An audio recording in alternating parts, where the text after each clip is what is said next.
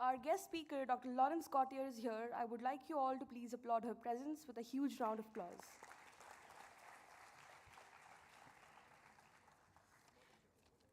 In a democracy, dissent is an act of faith.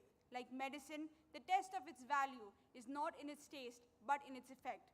These were the words of J. William Fulbright as he delivers a series of Christian A. Herter lecture at the School for Advanced International Studies at Johns Hopkins University. A democracy thrives on certain fundamental practices, some bound with its pillar and some displayed by the public. The favoritism and good repute that democracy enjoys in today can be credited to its check and balance nature. Dissent and discourse leading to democratic imagination ensure the continuity of a check and balance system in a public domain. Every person has a right to participate, not only in the electoral process, but also in the way a democratic nation is governed. And this right is rendered useless if the individual does not get a chance to criticize the government's conduct. Not only is the citizen a participant in the democratic process, but he is also an intrinsic component of the nation and has the right to voice his opinions even when those are against those in power. When they believe that the government is challenging the democratic values and spirits, they can come together and demonstrate. However, undoubtedly, these demonstrations must be taken over with a very polite nature. Their purpose may not always be legitimate and intended for the greater good. Since the inception of civilization, dialogue and discourse has been a crucial evolution of society. Through conversation, the past, present, and future are all intertwined. The most effective approach to preparing for the future is to study the present, reflect on the past, and learn from the errors. Governance of different human civilization is powered through comprehension, cooperation, and striking compromise through power of words. As a consequence of speech and interaction, our belief becomes a firmly entrenched as opinion that are subject to change. It is a tremendous honor to have Dr. Laurence Gautier join us for the conversation titled Historicizing the University, Dissent, Discourse, and Democratic Imagination. Dr. Laurence Gautier is a political historian whose research focuses on topics such as education, national integration, secularism in communities with multiple religious and ethnic groups. She studied Muslim universities in post-partition India while pursuing her Master of Philosophy and Doctor of Philosophy degrees at the University of Cambridge. Dr. Laurence Gautier is the author of several publications, including a special issue of the Journal of Royal Asiatic Society titled Historicizing Sayyidness in the South Asia, and the article in the Economic and Political Week titled Why Does the UGC Want to Drop the M of AMU, that features our very own university. I would also like to take this opportunity to present Ms. Zainab Naqvi, who is a research scholar in the Department of History, Aligarh Muslim University, who will be serving as a moderator for this discussion. Now, I would like to turn over the mic over to Ms. Zainab and would like to have Dr. Laurence Gautier on the stage. Please welcome Dr. Laurence Gautier and Ms. Zainab on the stage.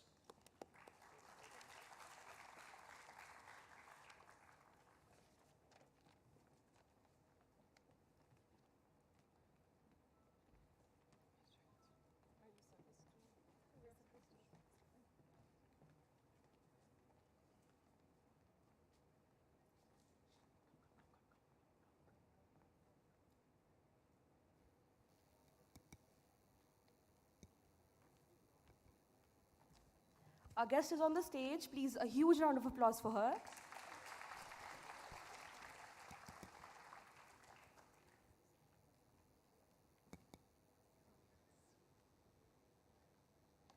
Thank you, Mohsena, for the kind introduction. Dr. Laurence, I invite you once again on behalf of the AMU Literature Festival team to this discussion, which is titled Historicizing the University, Dissent, Discourse, and Democratic Imagination.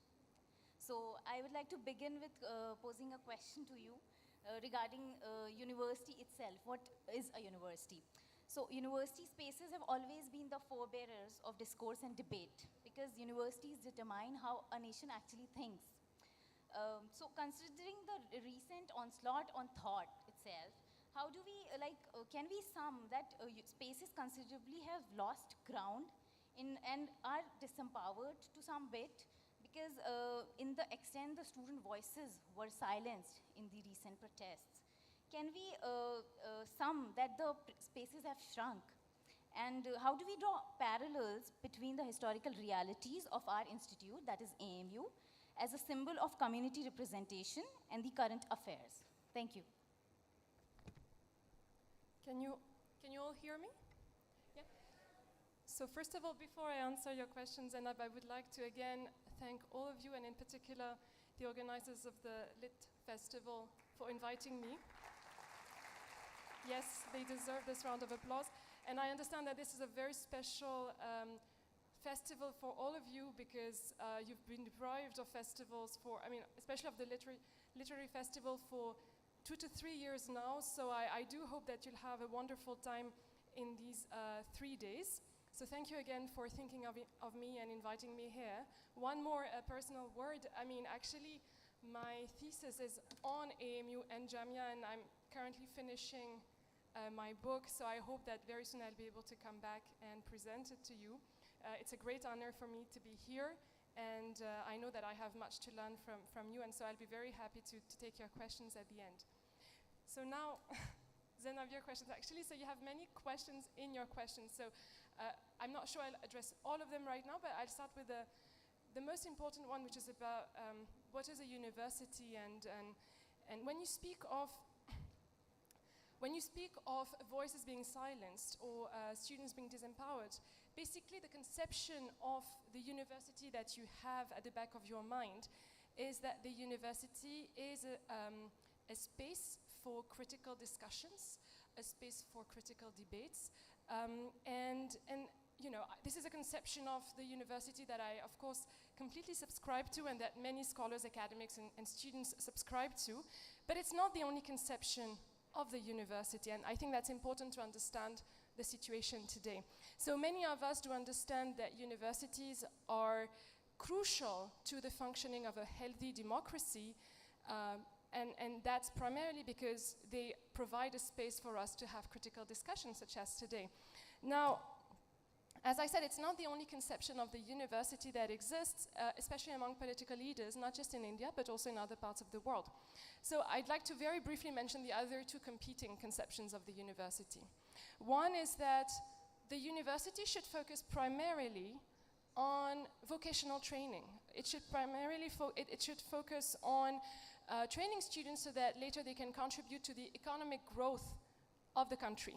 And this conception of the university has really gathered momentum since the 1980s, what we can call the neoliberal turn, which is visible not just in India, but in many other parts of the world. There's this understanding that there are subjects that matter. So these are the subjects that visibly contribute to economic growth.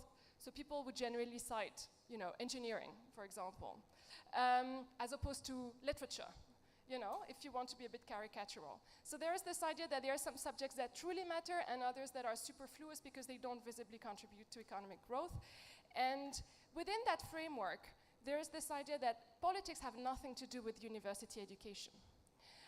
They are a waste of time, a waste of public money. So they should stay outside the realm of the university. This neoliberal conception of the university is nowadays more and more combined with this idea that universities should contribute primarily to nation building. So nation building is not just about national economic development, it's also about fostering national unity.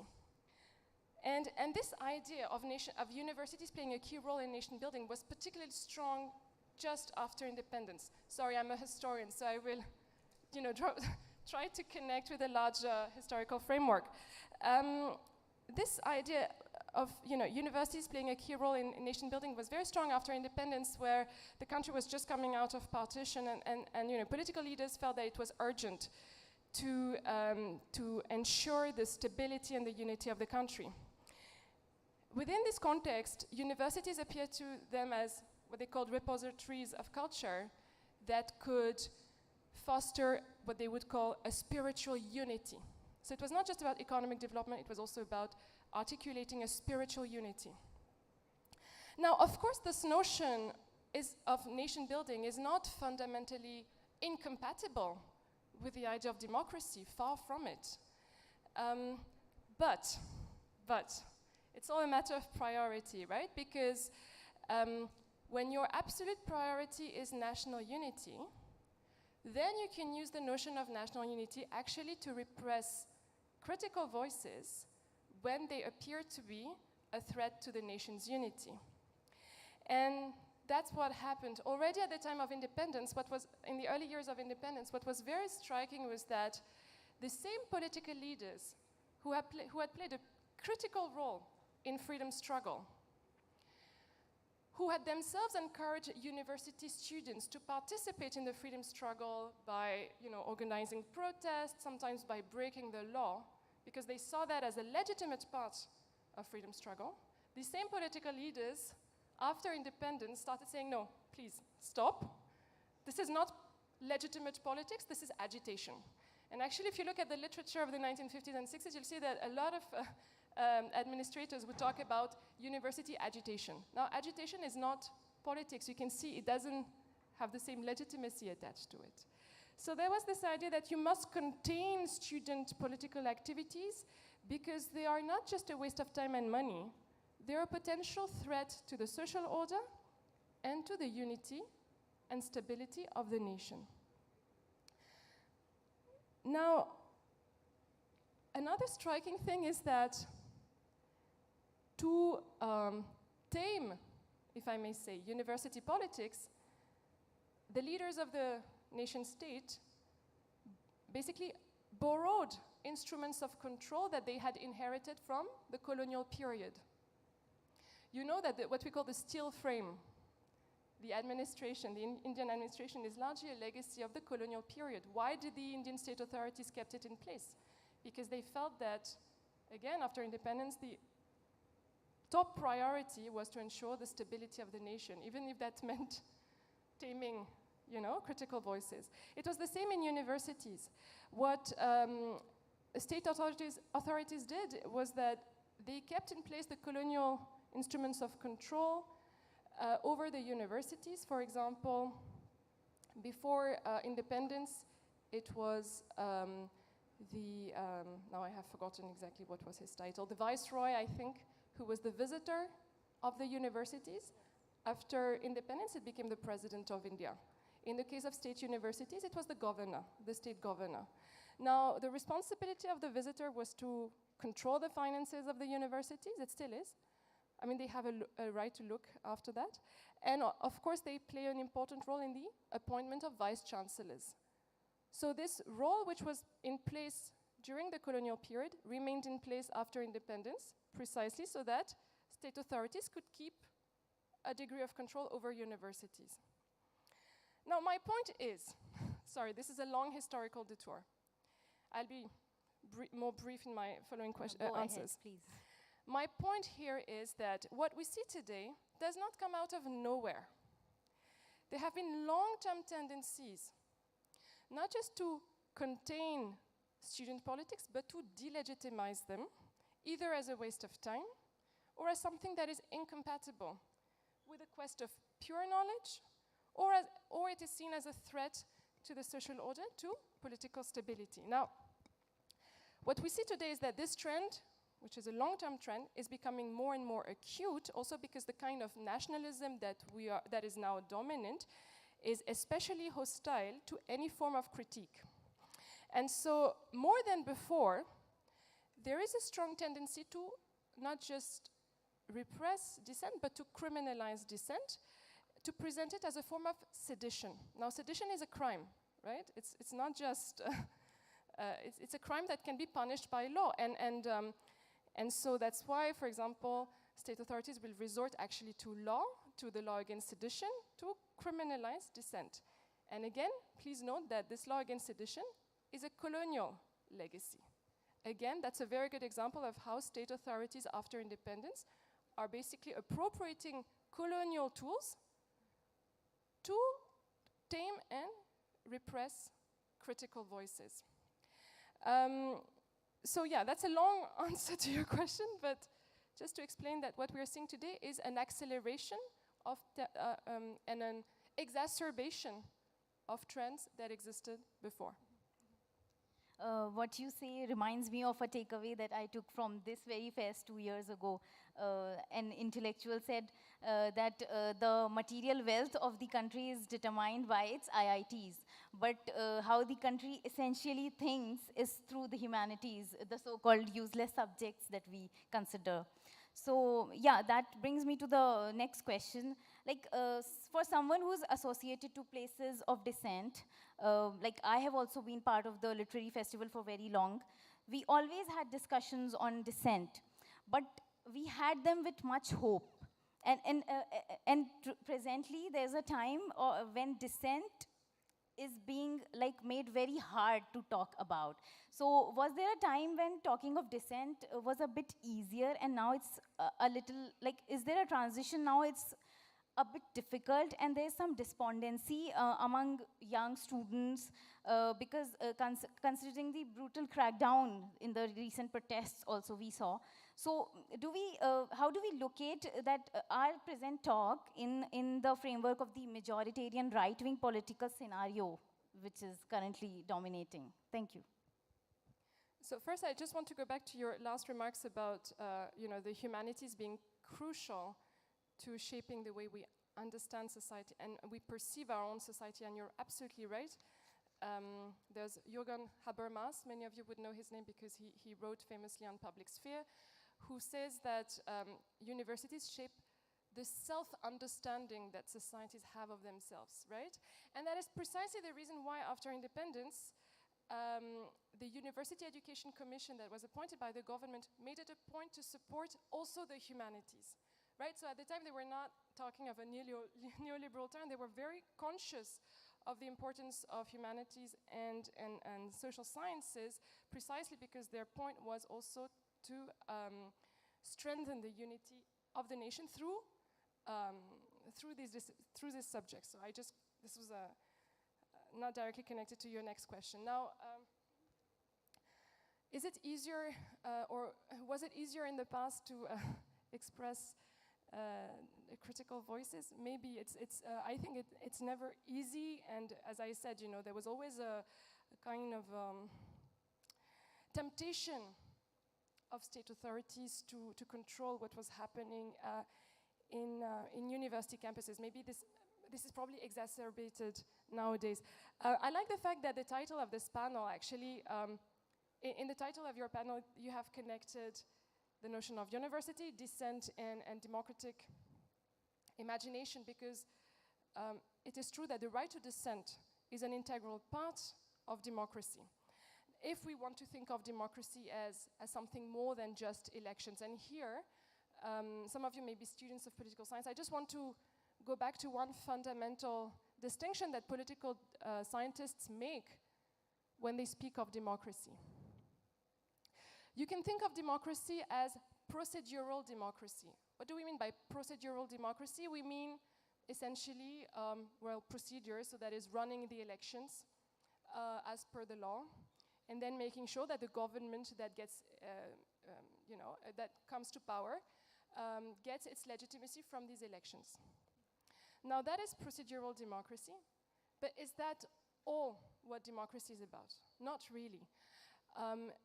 Political scientists distinguish the procedural democracy from what they call substantive democracy. There's this idea that proper democracy is always more than just elections, and it's certainly more than majority rule. Substantive democracy involves a set of values that are so intrinsic that they cannot be changed depending on who is in power, who gets elected. And that's precisely the reason why you have a constitution. What is a constitution? It's a body of law which contains all the principles that are considered to be fundamental, and that's why they cannot be easily changed by the different governments that come to power. So new governments and parliaments can get new laws adopted, but the constitution doesn't, I mean, it's more difficult to change the constitution precisely because it's supposed to preserve these principles that are considered to be essential to a substantive democracy. What are these fundamental principles? Among them, you have equality before the law, of course, of all citizens, but you also have freedom of expression and freedom of thought, right? So this right to dissent, in other words, is very much an essential part of substantive democracy. Which is why it is a real problem, and that's to go back to your question about, you know, the repression of protests recently, which is why it's a real problem when people feel that, they cannot speak freely without fear of repression. Now, you were talking about the, you know, brutal crackdown. Now, it is true that the repression that happened against the anti-CAA protest, and more generally the tendency to criminalize voices of dissent, makes it difficult for students as well as for teachers and research scholars, myself included, to feel confident about their right to express their thoughts and ideas, whether or not repression actually happens, because in most cases, it doesn't happen. Of course, there are these eruptions of violence that will shock all of us and that, you know, will be talked about in the news. Very often repression doesn't actually happen, but the fear of repression is there. And the fear of repression is enough to threaten the freedom of expression, which, as I said, is an integral part of a substantive democracy. Okay, talking of repression, so has the sanctity that defined a university space and the classroom as a powerful and fearless avenue to voice dissent in the recent times weakened, especially in the online mode of education, because teachers have become soft targets of violence, and the trust between teacher and students have been broken. To like quote a very recent example, the Lucknow controversy, the professor who was heckled by the majoritarian goons for voicing his opinion on the recent temple controversy. So that has been achieved post-pandemic in a very radical way by radicalizing the majoritarian youth. So has that sanctity breached to a very large extent that was earlier not there because of the presence of physical classes? Thank you. So you have spoken of goons. I think what is important to remember is that very often the threat to the freedom of expression comes from ordinary citizens. It doesn't necessarily come from people in power. It can come from ordinary citizens, vigilante groups, for example, who decide to take the law into their own hands. It can also come from students, or from teachers, but from students, certain groups of students, that, as you said, you know, will breach the sanctity of the university space. What do we understand by sanctity? There is this, behind the idea of sanctity, there are two things. One is the idea that the university space should retain a degree of autonomy, that it's a specific space that should retain its a certain degree of separation from the rest of the public sphere. And sanctity, so there's notion of sacred. So there's also this understanding that there's you should pay a special respect to that space, that it has almost like a religious value, if you want to say that. And that sanctity is premised upon a relationship of trust, as you were saying, between teachers and students. That relationship of trust is essential both for students, because if they want teachers to be able to help them grow as individuals, as citizens, well, teachers and students need to have that relationship of trust. And of course, it's important for teachers to feel that they can speak freely in front of their students without fear of altercation. Now, what we are seeing, unfortunately, is that more and more this sanctity is being breached, and that's not just true in AMU, that's true in other universities too. I have in mind JNU, of course, but Delhi University too. And you're absolutely correct to mention the problem of online classes, which adds a new kind of challenge. Because what happens you know, with online classes is that, first of all, you no longer know who's behind the screen listening to you, right? So it's much more difficult for teachers to guess who's there. Are they being listened to by others? Because of the screen, because you don't see person face to face, also the kind of emotional connection that you may have between teachers and students also fades away. Let's be very honest, it's very difficult to feel that you're actually attached to someone if you always see that person through a screen, or if you don't even see that person, because very often people will turn off their screen, which also means that your sense of commitment to the person on the other side of the screen is much less. That also makes it easier for you to target the person who's on the other side of the screen, and that's why you see, such horrific trolling happening on social media, because the people whom you're targeting through your trolls are not really human beings for you. They're just, names or at best photographs. They're not actual human beings. So in a way, what's happening with online classes is that there is potentially a loss of that basic degree of empathy that you have among human beings that you develop by being in a face-to-face relationship. And so what we have seen with online classes is that it's much easier for students or for outsiders to first of all record classes, then maybe cut whatever statement may be twisted and then posted on social media. So there's a lot of this happening. I don't know if it's happening in AMU. I certainly know that in my previous university at Jindal, it did happen on a few occasions, and that was quite terrifying for the teachers. And then there's, of course, the fact that, as I said, trolling happens much more because your degree of empathy for the teacher is no longer there. So we'll see what happens now that classes have resumed. I think it's a great thing for many reasons, but one thing that we can hope is that with the resumption of classes on campus, maybe some of that sanctity can be partly restored. Even though I don't think that it's enough just to be back on campus, but at least maybe one kind of challenge will be put aside for some time. Coming towards a bit of optimism after all this depressing talk. So we've witnessed a very strong Muslim women leadership during the recent protests, not just by AMU students, but by the localities around Aligarh. So the citizenship onslaught somehow instilled a very deep self-awareness and political consciousness among Muslim female masses.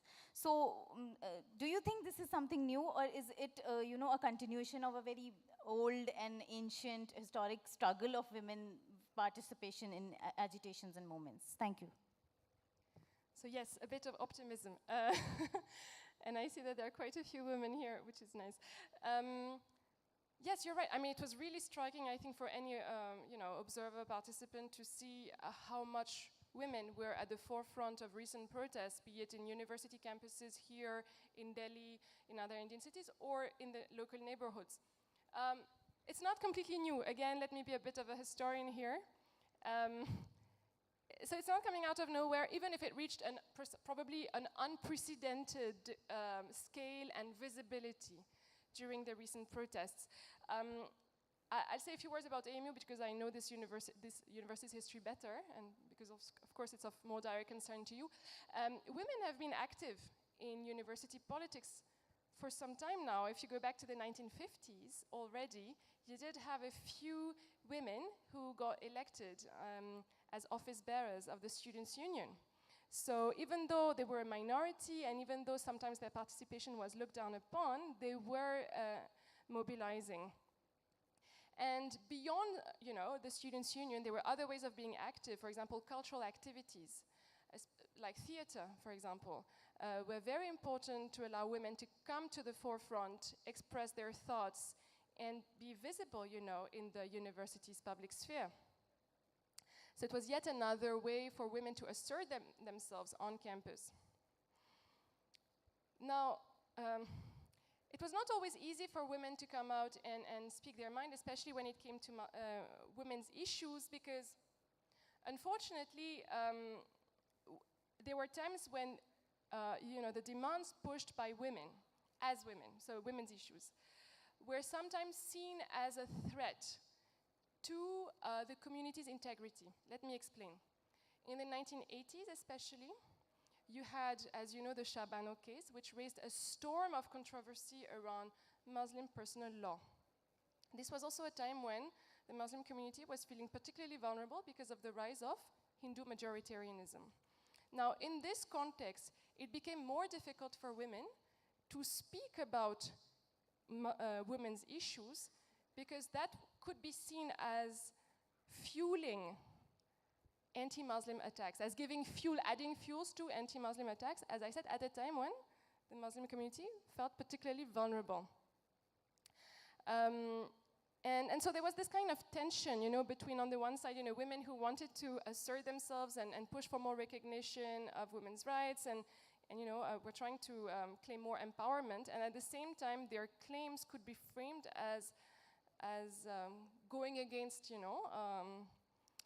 the unity of the community, and almost like betraying the unity of the integrity of the community by adding fuel to the anti-Muslim attacks. Now, some of you may have seen similar tensions in more recent debates, for example, around women's access to the Maulana Azad library. Some students, female students, wanted to have greater access. They wanted to have equal access to the university, and sometimes they would be told, don't speak too much on these issues because this may malign the university. This may add to the anti-Muslim image that the media is projecting. And so this was a kind of conundrum, Now, why do I take all this long detour? Because what you see, despite these pressures, what I find really striking is that in the last decade especially, there's clearly been an acceleration of women's political mobilization in university campuses, including at Aligarh and also at Jamia, because I do some work on Jamia. What you see is that, in a way, women have been more and more vocal about women's issues. For example, we can think of the Pinjrator campaign, which was very widespread across the country, including here. And that these campaigns, which were primarily focused on women's issues, in a way have more largely given an exposure to politics in general for many women students. Which means that when the anti-CIA protests started, many women students already had some kind of exposure to politics, to student politics, to how to organize rallies, how to organize protests, petition campaigns. This was not completely new to them because they had already been exposed to this very often through campaigns revolving around women's issues. So in that sense, there is a kind of, you can see the anti-CIA protest as a kind of culmination of a long-term process of women's politicization on university campuses. Now, on top of that, I think, and this is a hypothesis, maybe you will contradict me on this, I think that what may also have allowed women to really come, in very large numbers in the context of the anti-CIA protests is that there was this tension that I spoke of between, women's issues and the integrity of the Muslim community. That was no longer there because this time women were clearly fighting for their rights as citizens and as Muslims to be recognized as full-fledged citizens. So this was no longer about, just the extension of women's rights. It was about the existential question of Muslims' right to live as full-fledged citizens in their own country. So I think that this also made it easier for Muslim women to come out in large numbers. And of course, as I said, this was clearly an existential question. So I think this long-term process of politicization really made it possible for women to come out in massive numbers, and I'm sure that this will continue in the following years and decades. Thank you. So, when it comes to the relationship between government and universities in terms of reform, when we see you have written extensively on this, how Nehru, there was a time when Jawaharlal Nehru sought to integrate Muslims and using AMU as a symbol of Muslim integration towards becoming national citizens rather than being reduced to just Muslim identity. So have we come a very long way from a time when a Muslim symbol like Aligarh Muslim University could be used as a national integration project?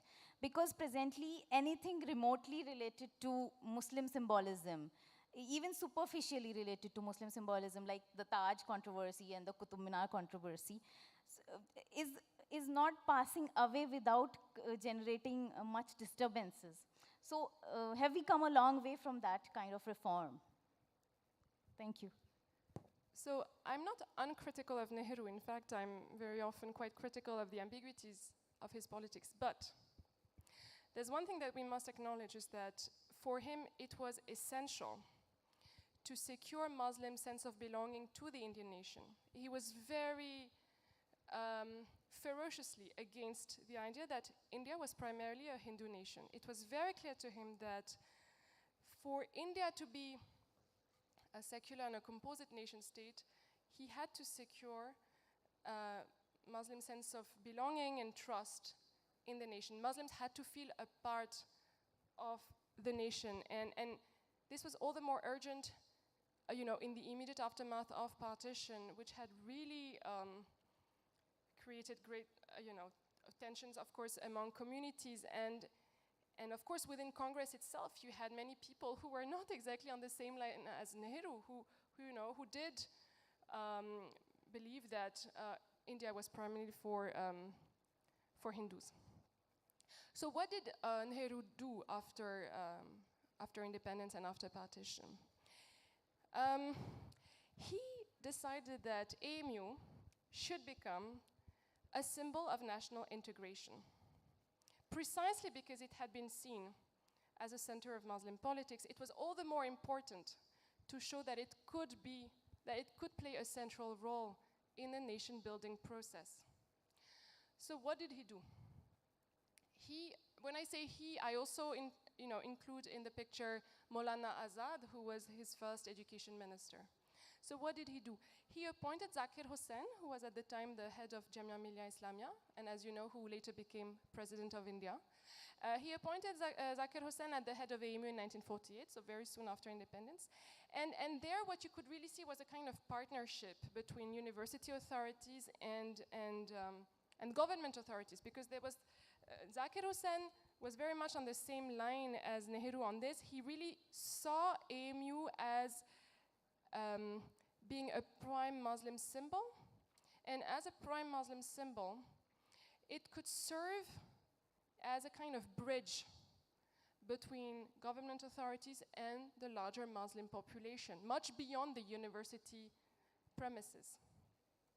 So there was this idea that by showing that AMU could become a central university benefiting from the direct funding of the central government, which would really secure the future of AMU in independent India, the idea was really to send a strong message to reassure the Muslim population.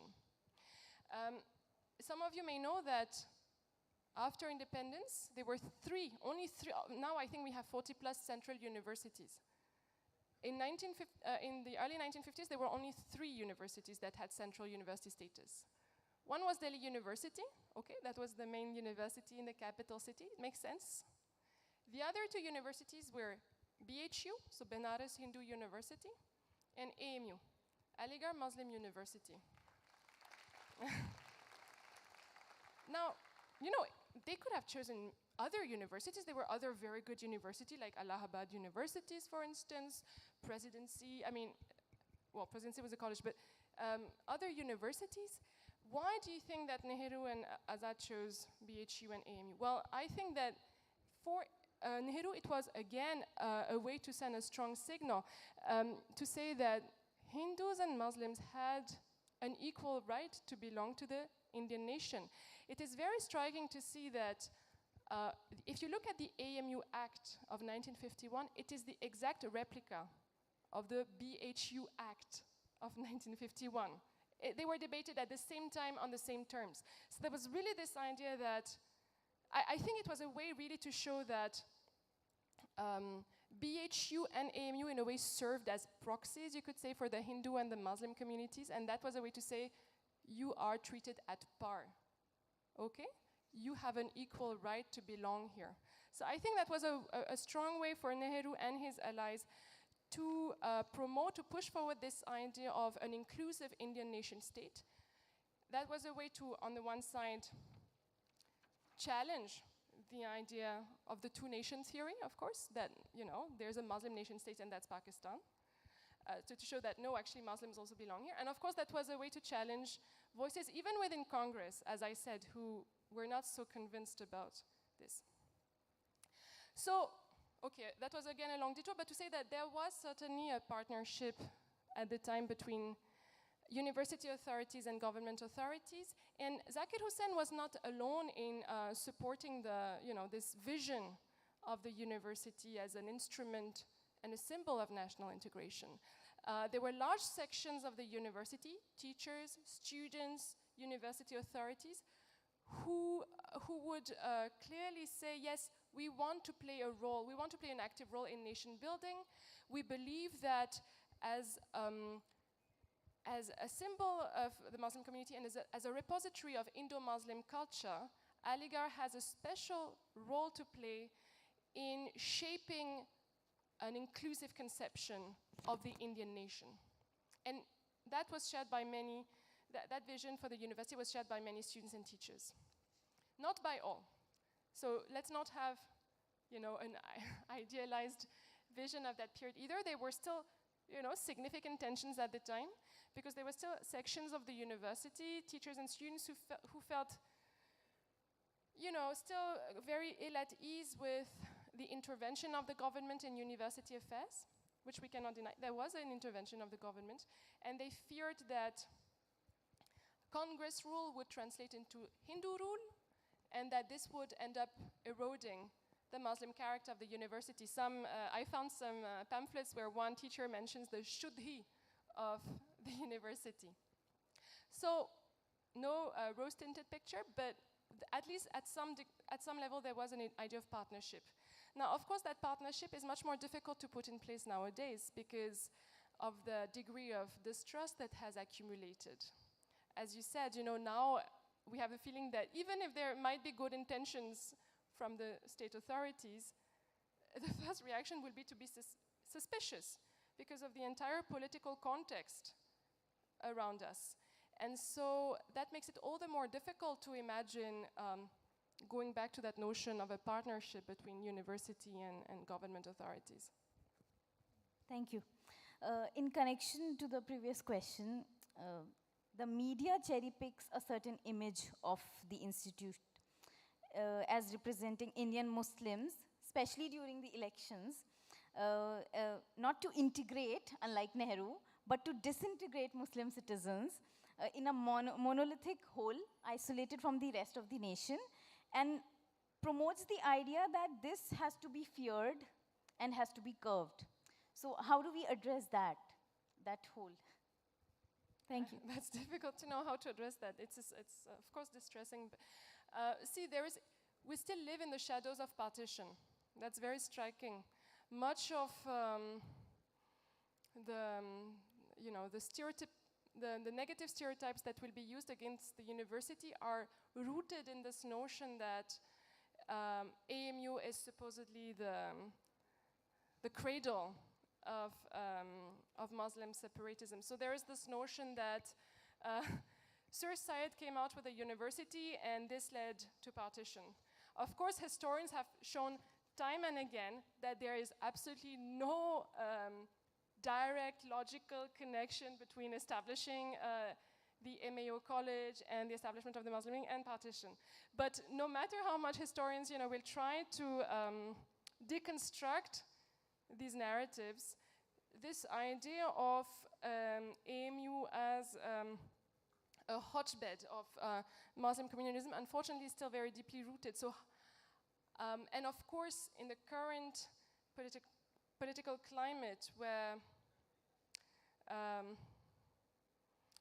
yeah, I mean, I'm not going to say much more on the current political climate, but let's say that it's even more difficult to challenge these narratives. How do you tackle it?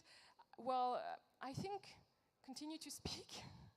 That's one thing. So continue to have, literary festivals, student activities, and we try to do our bit through history, but I'm aware that this is a very insufficient answer given the current political climate, and I'm not too sure I have, unfortunately, a ready-made answer to this question. Yeah, sorry, this is not a great answer. Not a problem, thank you. There are student and teacher bodies, political bodies in our university, just like other universities as well, but they have been like defunct for very long, for like 2 years.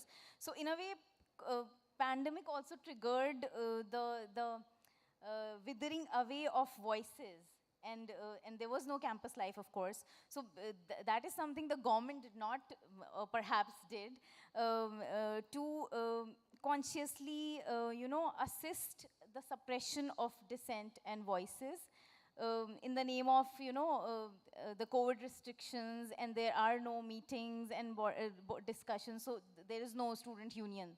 So anything, and in that sense, we are very vulnerable because we don't have a body which can voice the student opinion.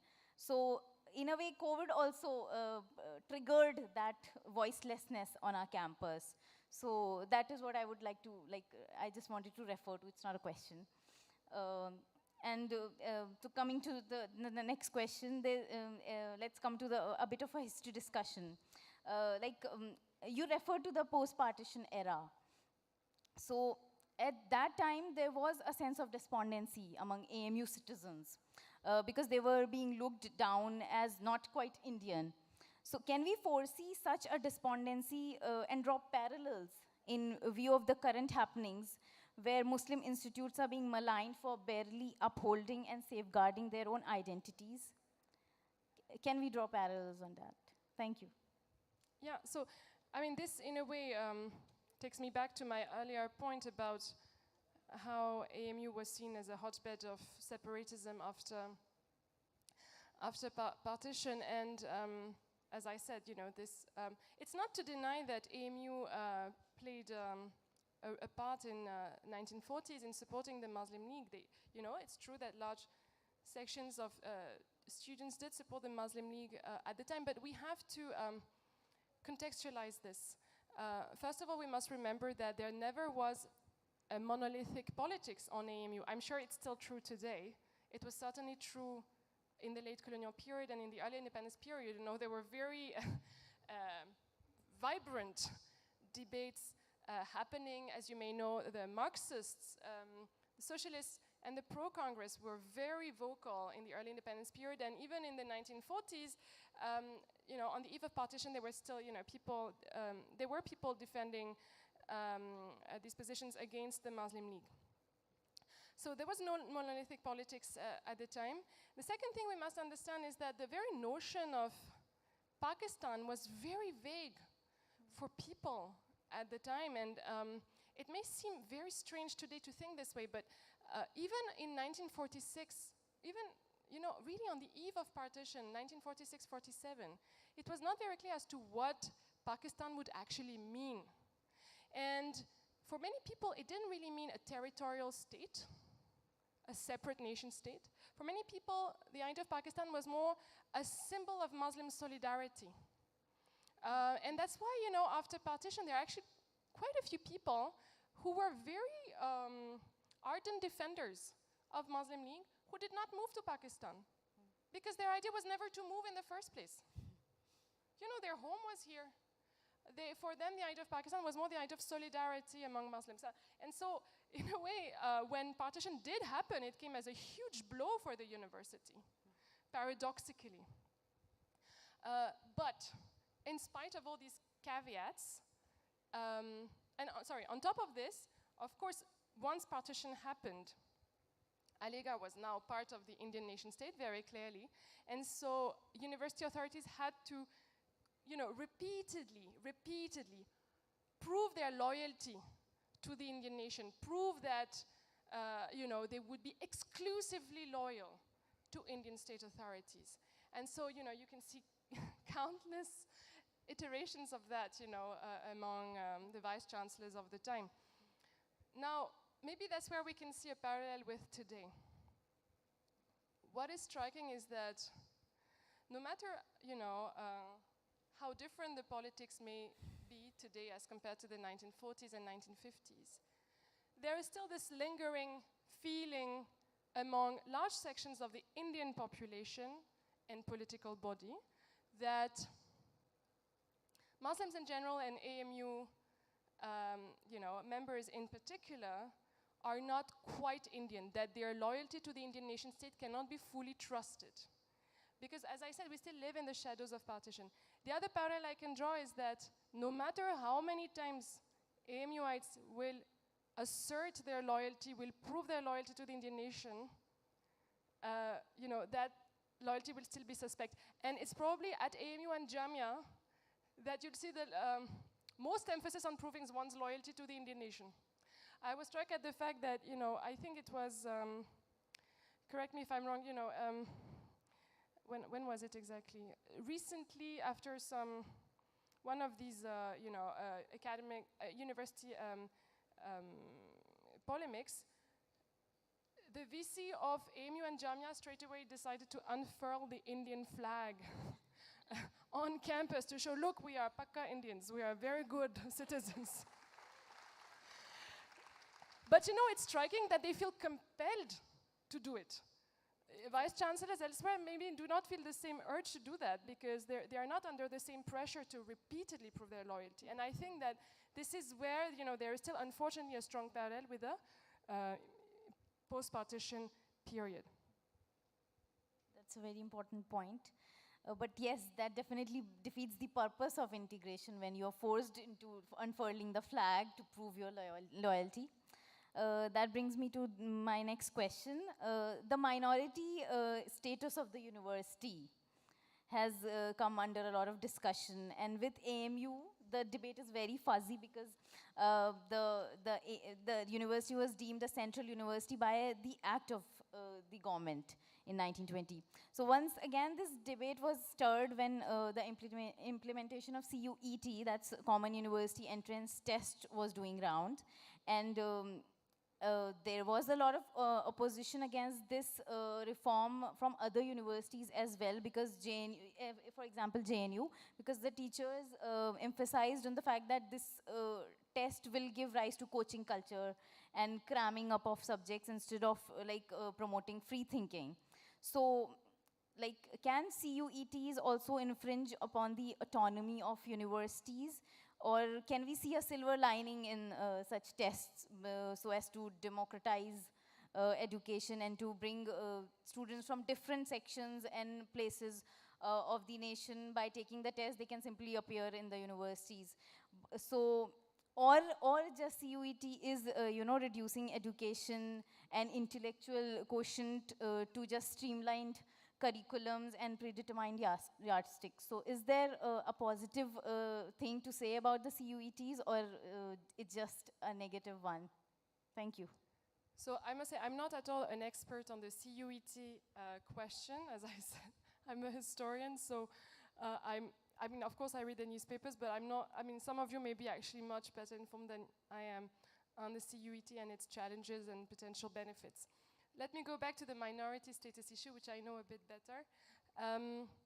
It's true, it's a complex, you said it, you know, it's kind of fuzzy. It's true, it's complex because as far as I'm aware, there is no legal text that explicitly says that Aligarh has the minority status. But as you may know, in the 1960s and 70s, there was a massive, very long-term campaign for the recognition of AMU minority status. At the end of this 15-year campaign, so it was a very long process, at the end of this 15-year campaign, the parliament adopted an amendment act, also the AMU Amendment Act of 1981, and when we speak of minority status, we usually refer to that act, which granted minority status in practice, if not explicitly. So what did the AMU Act grant to the university? First, So here, if you don't mind, I look at my paper. First, it said clearly that the university had been established by Indian Muslims primarily for Muslim students, even if it's not exclusively for Muslim students. And we all know that there's always been a significant part of non-Muslim students on campus. But the idea is that it is primarily for Muslim students.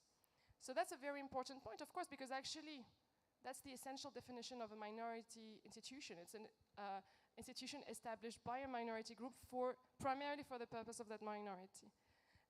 First point. Second, the AMU Act restored the power of the court as the sovereign governing body of the university and increased the proportion of Muslim representatives inside that court. Now, why is that important? Because the court historically at AMU has been seen as, if you want, an image of the community which controls the university.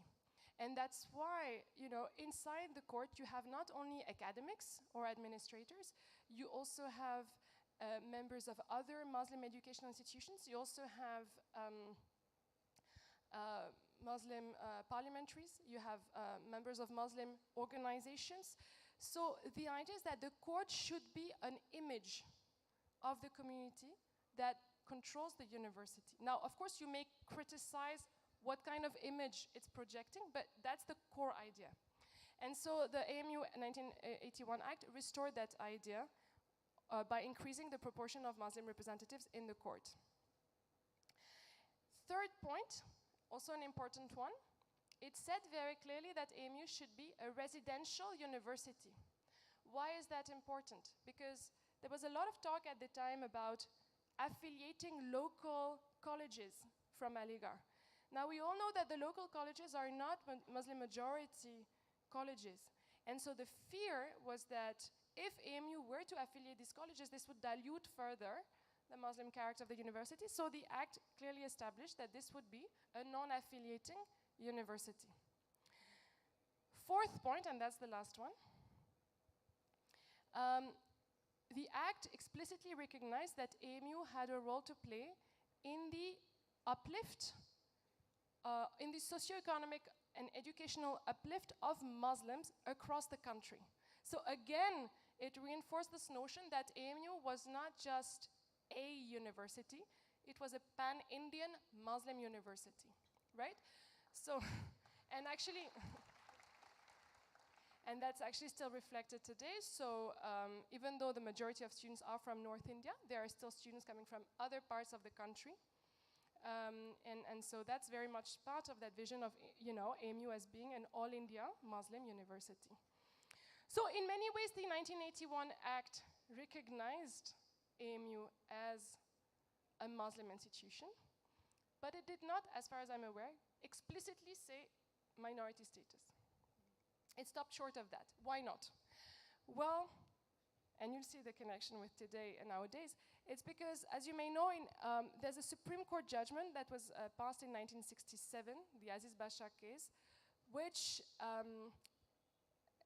judged that because AMU had been established in 1920 by an act of parliament, it had not been actually established by the Muslim community. And this judgment, which can be seen as contentious, has not been revised until now. And so this is the judgment that is referred to when people want to challenge the minority status of Aligarh, and that is also, by the way, now being used against Jamia, also to deny their minority status. Now, why? I mean, sorry, I've spent a lot of time explaining all these things, but why is the minority status so crucial? Well, you use the word autonomy.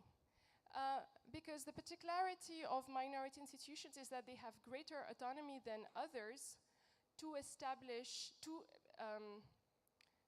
administer,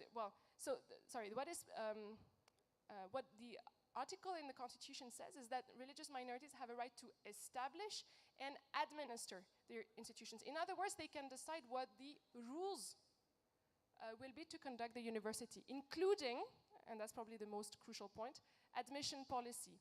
Who gets to benefit from the university who has access to the university resources.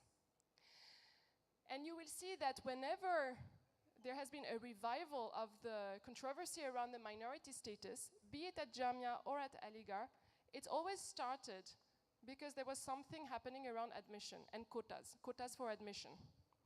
So in 1965, the campaign for minorities started because students were unhappy about the fact that internal quotas to access the engineering and medical departments had reduced. That's an example.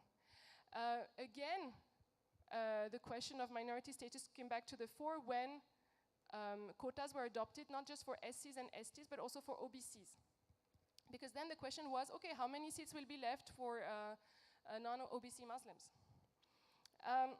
Now, this question of access to education is all the more crucial at a time when Muslims are largely underrepresented in non-Muslim educational institutions. If you look, for example, at the Satchar Committee report, or if there is a clear evidence that Muslims, unfortunately, are largely underrepresented in non-Muslim institutions. So how do we address that?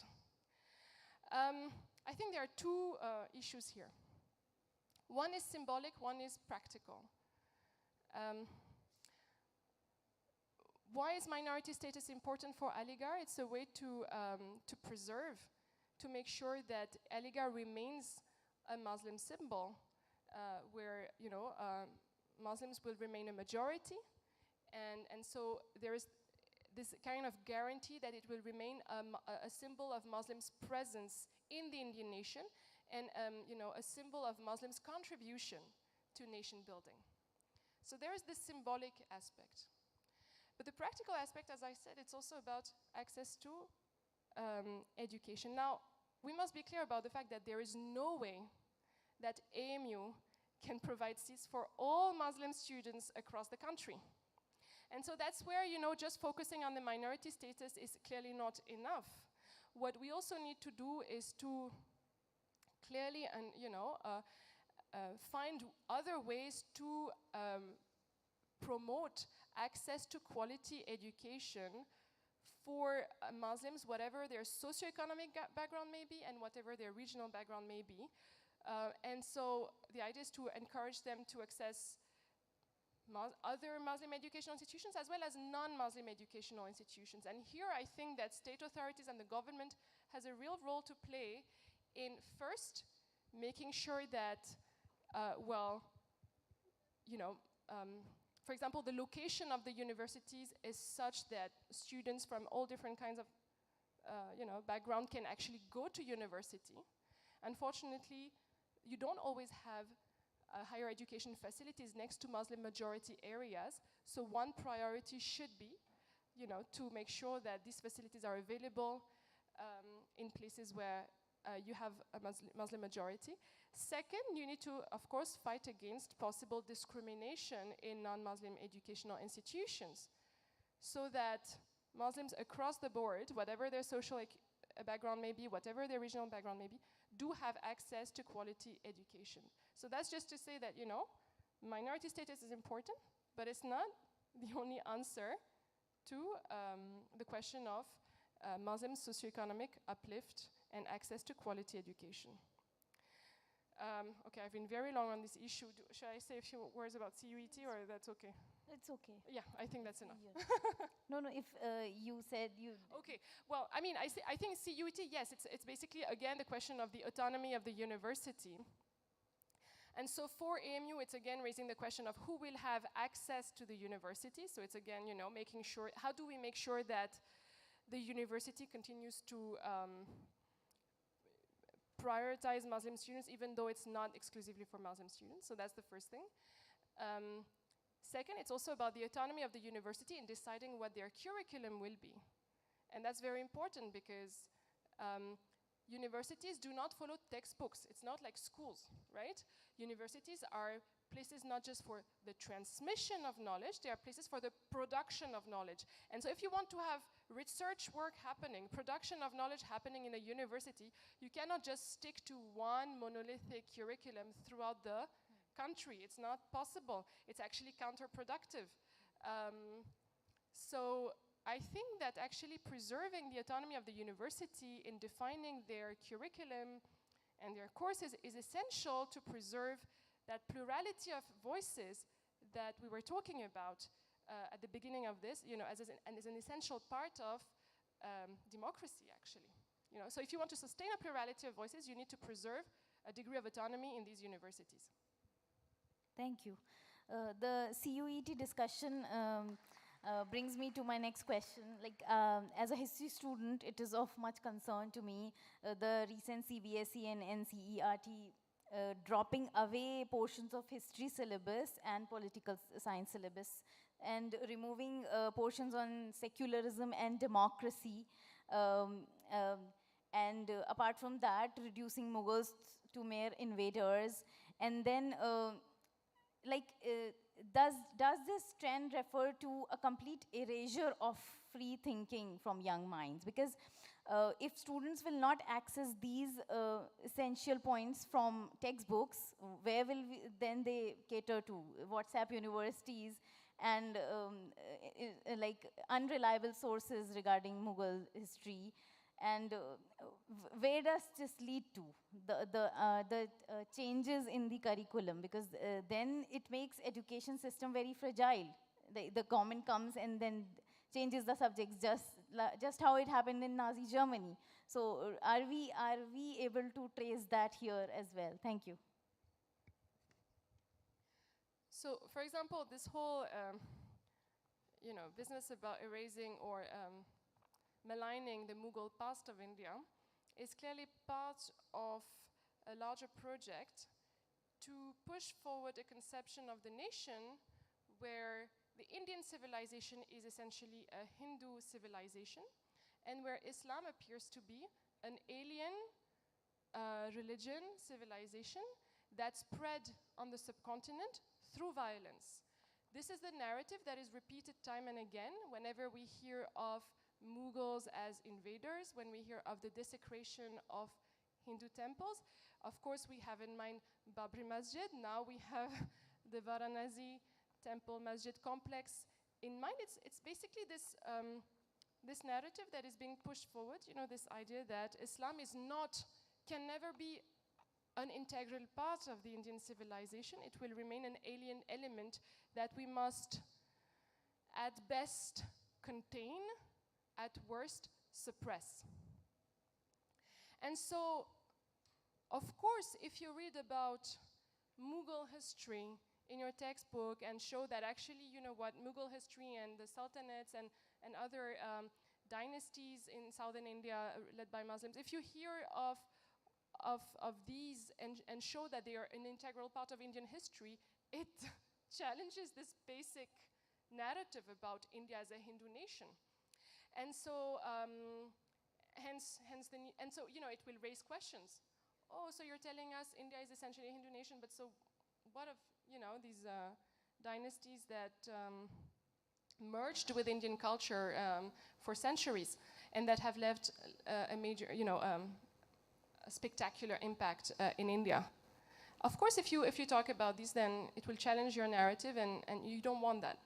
A more recent example is, again, the controversy about the Taj Mahal. Now, the Taj Mahal throughout the world, I mean, before I knew anything about Indian history, I knew about the Taj Mahal, because as a foreigner, this would be the first thing that you know about India. Tough luck, it's a Mughal monument. And so as a Mughal monument, it mixes elements of Persian architecture as well as local Indian elements that were incorporated by the Mughal architects and craftsmen in the architecture of the monument. But that's why this monument is such a problem for certain politicians, because they see it as a kind of direct challenge to their vision of India as essentially a Hindu nation, and that's why there are these desperate attempts to make it, a Hindu temple. Sorry, I have forgotten where I wanted to go after that. It was about the curriculum changes. But that's all right. Yes. About how it suppresses, yes. So of course, if you suppress that diversity from the textbooks, you will make your whole narrative about India as a Hindu nation all the more believable, right? Because there will be no challenge to that vision. And of course, that's a major problem. The other problem, and actually you are the one who highlighted it to me before, we had lunch together. You said, just recently now, it's not just chapters on Mughal history that are being deleted, it's the chapters on secularism and democracy. Now, again, that should certainly alert us to so why don't we want to talk about secularism and democracy? What strikes me is that, if you go back to the decades after independence, there were competing conceptions of democracy and secularism, right? There was no way that everyone agreed on the actual meaning of secularism and democracy. But everyone agreed that secularism was a must. And so was democracy. So even though people disagreed on the actual content, on the actual meaning of secularism, there was this understanding that India should be a secular country. Now, you could have a Hindu nationalist interpretation of secularism, which leads to, uniformization of culture and imposition of majoritarian culture. You can have a completely different conception of secularism as basically protection of religious minorities' rights. Or you can have a Nehruvian kind of secularism, whereby secularism is like a kind of compromise. On the one side, you try to ensure that the Indian nation is inclusive, that no religion is privileged. At the same time, we should make sure that that there are not too many public assertions of religious differences, because that can lead to communal divisions, right? So, in other words, there were certainly different interpretations of secularism, but everyone agreed that this was part of the normative framework of the Indian democracy. What we are seeing today is quite interesting, is that not only are we delegitimizing the way secularism has been practiced by using the expression pseudo-secularism. So that's a way to say that actually you're talking of secularism, but what you put in place was not secularism. What we're seeing now, we are going one step forward, which is to challenge the very notion of secularism. Secularism has almost become like, I won't say a slur, but like it's difficult now to find a non-Muslim mainstream political parties that will openly say we defend secularism, because that has become almost like a burden, because then what you're accused of is of minority appeasement and pampering Muslims in particular, right? So that's something I find and that's certainly a change. No matter how many disagreements there were on secularism, it was still a must. Now it seems more and more that secularism has become the problem itself. And so that's why it's not really a surprise to see that it's no longer, that it's being deleted of textbooks.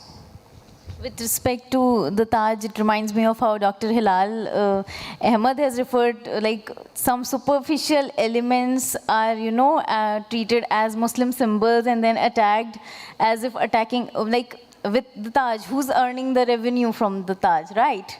It's not the Muslims. So yes, brings me to my next question. How important do you think is the place of Aligarh Muslim University in rewriting the history for Indian Muslim citizens? How does AMU play a role in articulating Muslim issues and demands? And does this to an extent promote a false idea of a monolithic Muslim identity or a single Muslim community at AMU, through AMU? So again, there are multiple questions. I'll try to address at least some of them. First, on AMU's role in the writing of Indian history. I think there are two ways in which AMU played a very important part in rewriting the history of India. One is through its professional historians, right? We know that AMU has a very prestigious history department.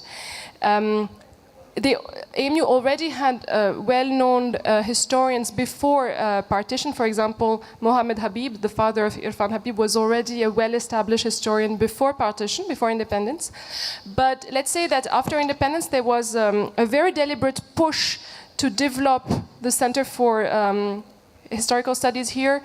There was even a special government grant to develop the Center for, to promote historical research here. And we all know that the AMU history department played a very important part, especially in the development of medieval history and the rewriting of medieval history. And the kind of history that Aligarh historians were writing was basically a refutation, a contestation of both a communal view of India's past and a colonial view of India's past, whereby, you know, Hindus and Muslims formed separate blocks that had been at loggerheads with each other for centuries. And so much of the emphasis of AMU historians was to deconstruct that whole narrative, to show that you cannot speak of Hindus and Muslims as separate civilizational blocks. Of course, there was also a very strong imprint of Marxist historiography in the early independence period that also contributed to the renewal of historiography. So that's for, you know, professional historians that had a major impact on the larger public discourse on history. But more largely, you know, just the way, as I said before, AMU students and teachers, much beyond the history department, wanted to take a part in promoting a composite picture of Indian culture, could be seen as, you know, a part of that effort to rewrite India's history, to create a more inclusive image, a more inclusive conception of Indian culture. So not just through historical studies, but also through cultural activities, literary production. They participated, you know, cinema. They participate, you know, we know that AMU has a long list of famous writers and you know, poets and filmmakers. They also contributed in their own ways to rewriting India's history. Now, sorry, again, I have forgotten the second part of your question about, sorry. Pushing the Muslim community's demands through the institute. So, actually, from the start, the MAO College of Suraside was thought of not just as an educational institution, but as a political institution, in the sense that there was this idea that the MAO College should serve the Muslim Qawm, the Muslim community, and should, in a way, act as a spokesperson, you could say, for the Muslim community. So at the time it was vis-a-vis the colonial authorities. But this idea that AMU was more than just a university, it had a special role to play as a, you know, to speak in the name of Indian Muslims. This idea has remained very deeply rooted, and it was still very much visible after independence. Again, in 1981, you know, for example, when the AMU Act was adopted, as I said, the idea was that AMU should contribute to the socioeconomic uplift of Indian Muslims throughout the country. So again, there was this strong idea that AMU is not just serving its own student or teachers community, it has a mission towards the rest of the Muslim community. And that, I think, has remained a very deeply rooted notion. And you're right, sometimes it can make AMU an easy target as a Muslim symbol, you know. So if, you know, precisely because AMU has claimed that it could stand for Muslims in general, then it can also become an easy target of anti-Muslim attacks. It also means that there's been a lot of competition historically within the university itself as to what it means to be a Muslim institution. What do we mean by Muslim character?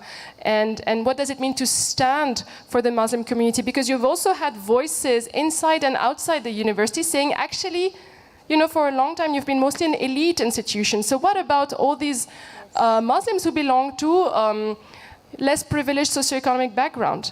Now, what we have seen in the recent decades is that there's been a democratization of access to education, which means that now we have students coming from a wider range of socioeconomic background, but still this elitist tag is still, you know, so I think somehow attached to AMU. And this can also contribute to certain debates. You know, some people would say, actually, by claiming that you speak for Muslims, you're reinforcing this upper hand of, you know, Ashraf Muslims over the community. You're suppressing Pasmanda voices, for example. So actually, that's a debate happening, but I think that's a healthy debate. You know, what does it mean to stand for Muslims? Who are we actually standing for? I think it's normal to have that kind of debate, and I think that's a healthy debate to have. It's not the same thing as, having AMU become the target of anti-Muslim attacks. Thank you. So as we come towards the conclusion of this discussion, I'd like to just put the end of the discussion on towards historicizing the university as we started. We had a very strong tradition of students asserting a Muslim leadership at AMU. Be it the events of the emergency or the Barbary demolition or the struggle for the minority status for AMU. So, and the recent protests, of course. So, where do you see the future of the university student leadership going in this light? Thank you. So you end up with a very, very tricky question. You know that historians hate to talk about the future. At least I do, because I'm like, I deal with the past. It's much more convenient. At least I can't be, taxed for being responsible for what happens next. So as I said, I think it's important to recognize that AMU is not the entire Muslim community, that there is certainly no monolithic Muslim community. In that sense, we should welcome the fact that there are also voices outside the university that, are trying to voice the demands of, the claims of Muslims, whatever their social background may be. So I think it's important to accept that plurality of voices, including among Muslims. At the same time, I think that it's true that because of its very long-term historical legacy, AMU remains a very significant symbol of Muslims' presence in India. And as such, it should continue to show that Muslims have, from the start, formed an integral part of Indian civilization, of the Indian nation state after independence. And that's why I think it's all the more important that you organize events such as this one to continue to defend this idea that we have a part to play in this nation, whether you like it or not. And so in that sense, yes, please do continue to play this role and to organize this kind of event and continue to speak out. Thanks, Dr. Gautier. I'd like to extend my gratitude on behalf of the Literary Festival team and on our personal front as well, because it was a very, very learning and enriching experience for me interviewing you. And thank you so much.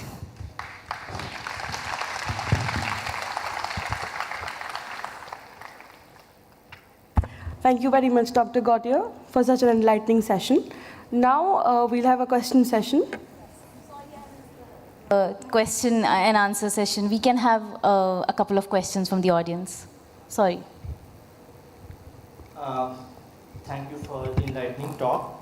So my question is about the threat to the idea of university that's coming from a very different direction, which is, to be frank, the corporate world. So you've talked about neoliberalism and its impact on how universities are perceived, how universities operate. So this is a question about market-oriented education in general and what it has changed for the meaning of the university. Because while in any other scenario, we would be seeing it as normal that people go to university and then they get a job. But now we have a larger culture that talks about becoming millionaires at age 30 and building the next big startup. So how does that, the challenge that poses to the university as a site for democratic imagination, and apart from that, we are also seeing the rise of private coachings at tech sector. So in this context, it's important to note that China banned all private tuitions. So that's interesting. So do these private education models, do they pose an existential threat to the idea of the university? And does the university experience, so what would be the solution that you would give to restoring this conception of the university, which is under threat from these private forces? Thank you. Yes, so I think you're right. I think that the neoliberal or the market-oriented, an exclusively market-oriented conception of education is problematic because it means we give up the idea that university education is not just about preparing ourselves to get a good job. Of course, that's important. I'm not denying this. But it's also, first of all, it's imposing a very normative understanding of what is a good job. And actually, it's even if you just stick to this notion of getting a good job, it's actually based on many flawed assumptions. Because actually, what recent research shows is that the kind of jobs that are created now are jobs that the kind of jobs that will exist in 10, 15 years do not yet exist. Which means that you need to train your workforce to adapt to new kinds of situation. If you have a kind of training where students are hyper-specialized on one kind of vocation, you're actually not allowing them to develop these skills for adaptation. And so eventually these people, after 10, 15 years, will no longer get jobs because they will no longer be adapted to the needs of the market that keep on changing. So actually there's a lot of research that shows that, for example, liberal arts education is one kind of education that is usually regarded as superfluous by some quarters, but actually that prepares you very well for adapting to different kinds of, job situations because they develop your critical and your creative skills. So even if you think from a very narrow perspective of, getting educated for jobs, there are many problems with the current understanding of, subjects that matter and those that don't. Now, of course, university education is not and should not be about just getting a good job. It's also about, allowing us to grow as individuals, exposing us to a variety of worldviews. Growing as adults also means challenging the ideas that you have, inherited from your social environments, being exposed to a completely new range of ideas so that you can develop your own ideas, your own mind, and develop your critical thinking. And of course, university education is about preparing us to be citizens that can contribute in a fruitful way to the common good. And I think that this notion of the common good is and should be at the heart of the university. That's also this notion of common good that is at the heart of democracy. There's this idea that society is more than just the juxtaposition of individuals. You need to create a sense of common belonging, a shared cause, and when, for example, you're talking about, people just thinking of becoming millionaires or billionaires, well, first of all, I'm sorry, it's very unlikely that all of us will become millionaires at the age of 30. As far as I'm concerned, it's too late for me. But of course, it's unlikely to happen. However, we can all try to become, individuals and citizens actively engaged in the common good of society. And in trying to make our lives more meaningful, not just by getting a job, but in many other ways. So I think we should not surrender this idea of university education, which goes much beyond the question of market-driven opportunities. After that, again, I'm sorry, I forgot. I'm very bad at keeping track of the second halves of questions. I should write them down. Can you just remind? I should write them down, I'm sorry. Do you want to repeat the second half of your question? I'm sorry again. It's okay? Okay, sorry about it. We can have a chat later.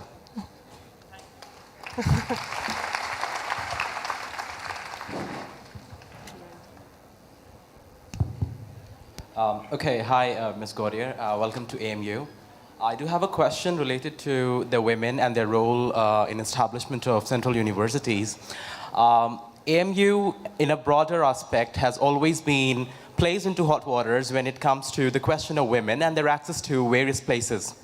But let me tell you, to this August audience too, that in 1996, we had our First Lady Proctor, and in BHU, we had that in 2012, recently. So when we are talking about women in AMU, so again, the cherry picking of media comes. So what are your views over it? Thank you. Yes. No, you're right. I mean, there's a way in which a certain kind of media, I'm not saying all the media, let's be generous, some of them are not all, they do not all share the same view, but it's true that there's a way in which a certain section of the media will, as you said, cherry pick certain incidents on campus to reinforce certain negative stereotypes about Muslims. So supposedly Muslims are supposed to be more patriarchal, more conservative, as if there's no patriarchy in the rest of Indian society or in the rest of the world. I mean, I'm French, I can tell you there's certainly patriarchy in my country too. So I'm afraid that the question of gender equality is a very universal question. But you're absolutely right in saying that these questions of gender inequalities are used to malign, and to reinforce certain stereotypes about Muslims. I was just telling you, earlier that it reminds me of maybe some of you know Gayatri Spivak's famous quote about the colonial period, where she said it's about the white man saving the brown women from the brown man. And, there's a way in which colonizers used a pseudo-feminist discourse, a discourse on women's emancipation, to actually malign colonized societies by saying, look, we're so much more progressive than you are. You need us to emancipate your own women. So that was, of course, a way to justify colonization and to supposedly prove the more progressive character of Western societies. Now, you can see how this is based on many flawed assumptions. You could say in a similar way in today's society that we have certain people who want to show that it's all about the Hindu man trying to save the Muslim women from the Muslim man. There's a specific way in which, there is this sense that Muslim women must be rescued from Muslim men, and that is, that's an idea that is very strongly apparent in for example, reforms like the triple talaq, which goes much beyond just putting an end to this practice, but it's actually criminalizing Muslim men. So, while at the same time, when Muslim women are targeted on social media and trolled, and then authorities can be incredibly silent on these issues because that's not a good enough opportunity to malign Muslim men at the time. So, just to say, we have to be very much aware of how gender-based issues can be used to reinforce certain stereotypes about Muslims. At the same time, it doesn't mean, of course, that we should not speak about gender inequalities that exist across, societies and communities.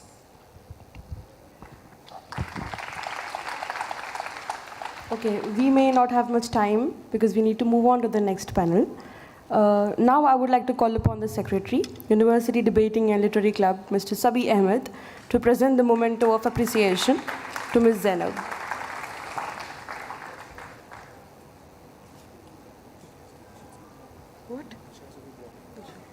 And I would like to call upon Professor F.S. Sherani to present the memento to Dr.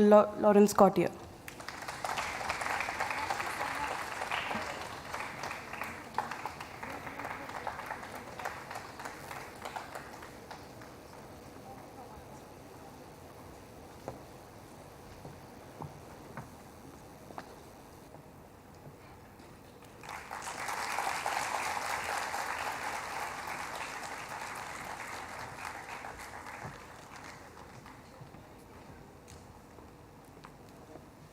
Thank you so much. We'll move on to the next panel in some time.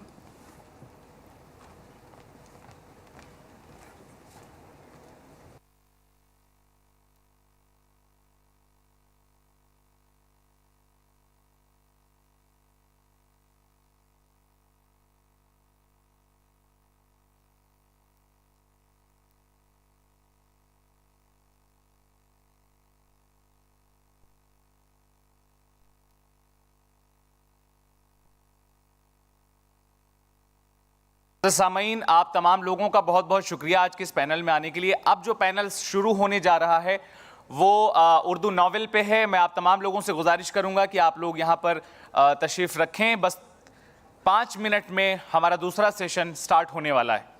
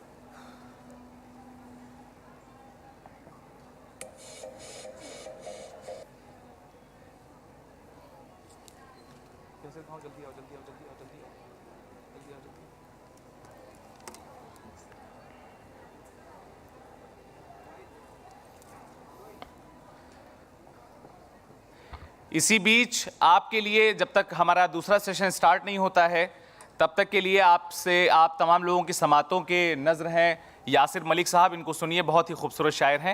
اپنی ایک غزل سنائیں گے آپ کو اور آپ کا دل خوش ہو جائے گا. آئیے یاسر ملک صاحب. بہت بہت شکریہ,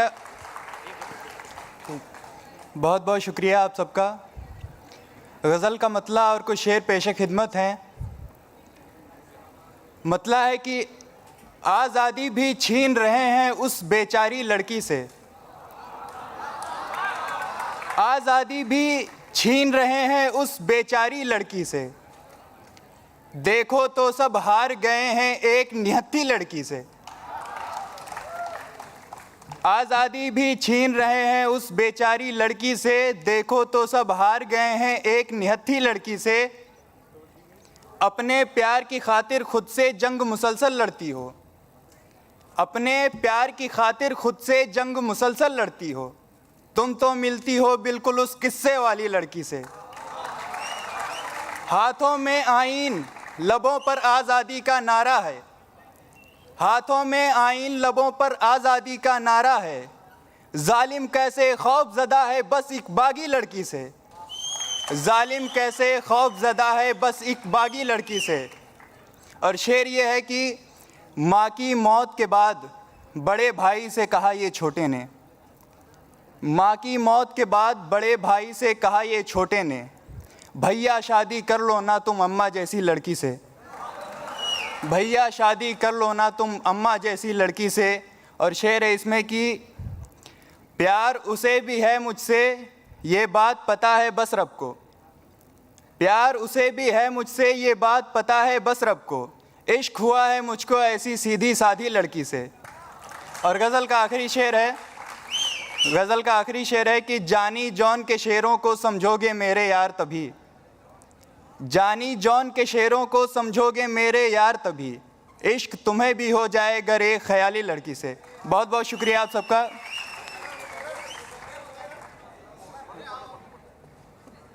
جانی جون کے شعروں کو سمجھو گے میرے یار تبھی, جانی جون کے شعروں کو سمجھو گے میرے یار تبھی, عشق تمہیں بھی ہو جائے گر ایک خیالی لڑکی سے.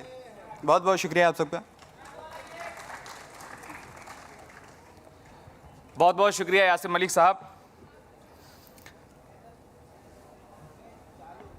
آپ ہی کے علی گڑھ کے ایک شاعر ہیں, انہوں نے ایک نظم لکھی ہے کہ ایک خط مجھے لکھنا ہے دلی میں,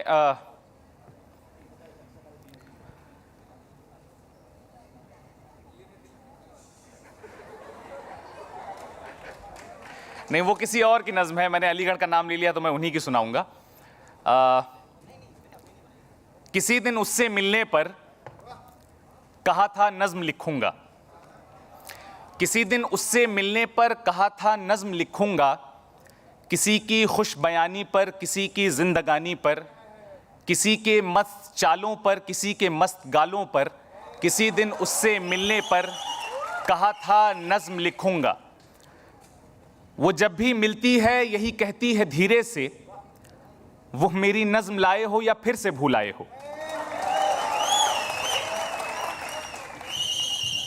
ٹھیک ہے، پروکٹوریل ٹیم میں آپ کو آج سے شامل کر لیا گیا، یہ جو سویٹی مار رہے ہیں.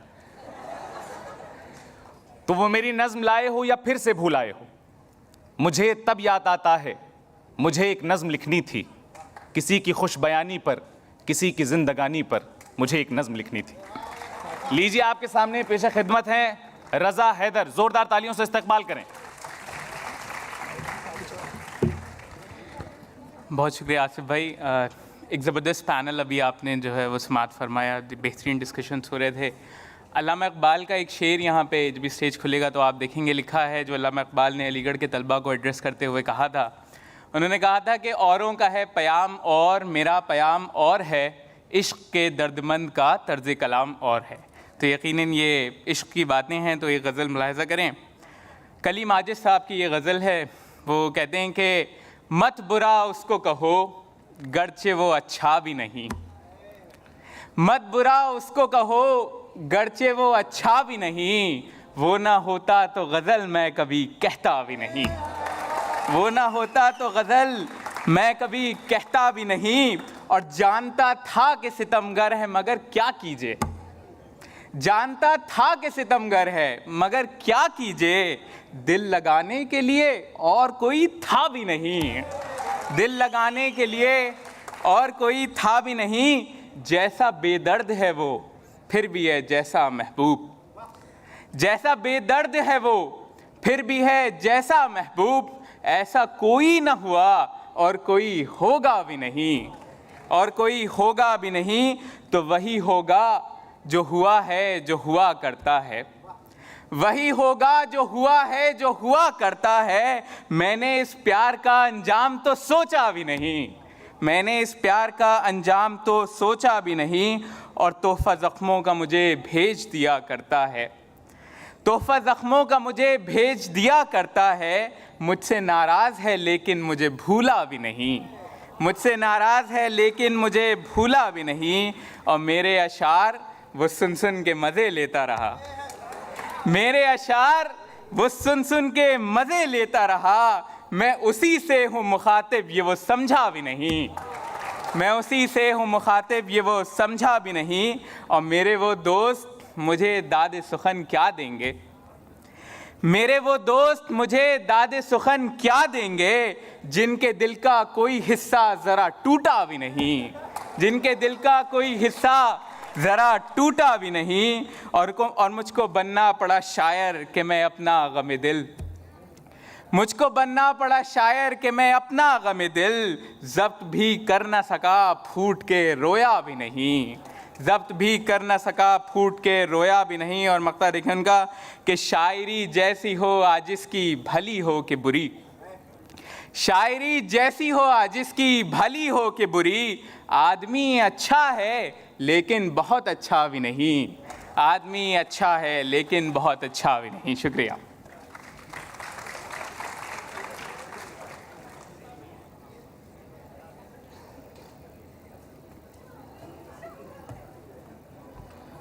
بہت بہت شکریہ.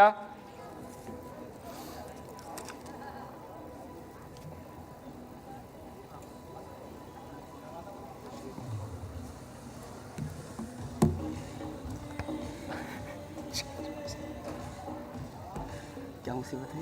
چلو چلو چلو. آداب عرض ہے، بہت بہت شکریہ آصف بھائی.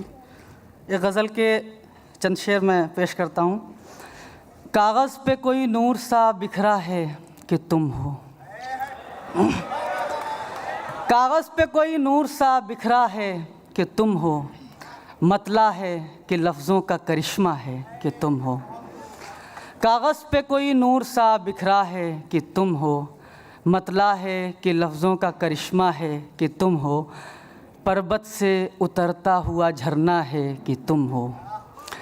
पर्वत से उतरता हुआ झरना है कि तुम हो, जादू है मेरी आँख का धोखा है कि तुम हो, जादू है मेरी आँख का धोखा है कि तुम हो, देखो मेरी आँखों में तख़य्युल है कि नशा, देखो मेरी आँखों में तख़य्युल है कि नशा, ये ताज है मुमताज़ का चेहरा है कि तुम हो, ये ताज है मुमताज़ का चेहरा है कि तुम हो, सब इश्क़ के क़िस्सों को पढ़ा और ये सोचा, सब इश्क़ के क़िस्सों को पढ़ा और ये सोचा, लैला है कि शीरी है कि अज़रा है कि तुम हो, लैला है कि शीरी है कि अज़रा है कि तुम हो।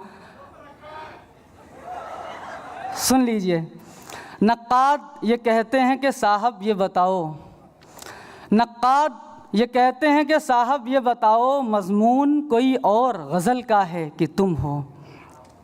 और इसमें एक शेर है, ये कैसा जुनूँ है कि सवालात करे है, ये कैसा जुनूँ है कि सवालात करे है, किस्मत में फ़कत लफ्ज़ तमन्ना है कि तुम हो। आखिरी शेर है, ये खेत जो खुश्की से तड़पता है कि मैं हूँ, ये खेत जो खुश्की से तड़पता है कि मैं हूँ, ये टूट के एक अब्र बरसता है कि तुम हो। बहुत बहुत शुक्रिया। बहुत बहुत शुक्रिया। हमारे गेस्ट बस कुछ ही देर में आपके बीच आने वाले हैं और तब तक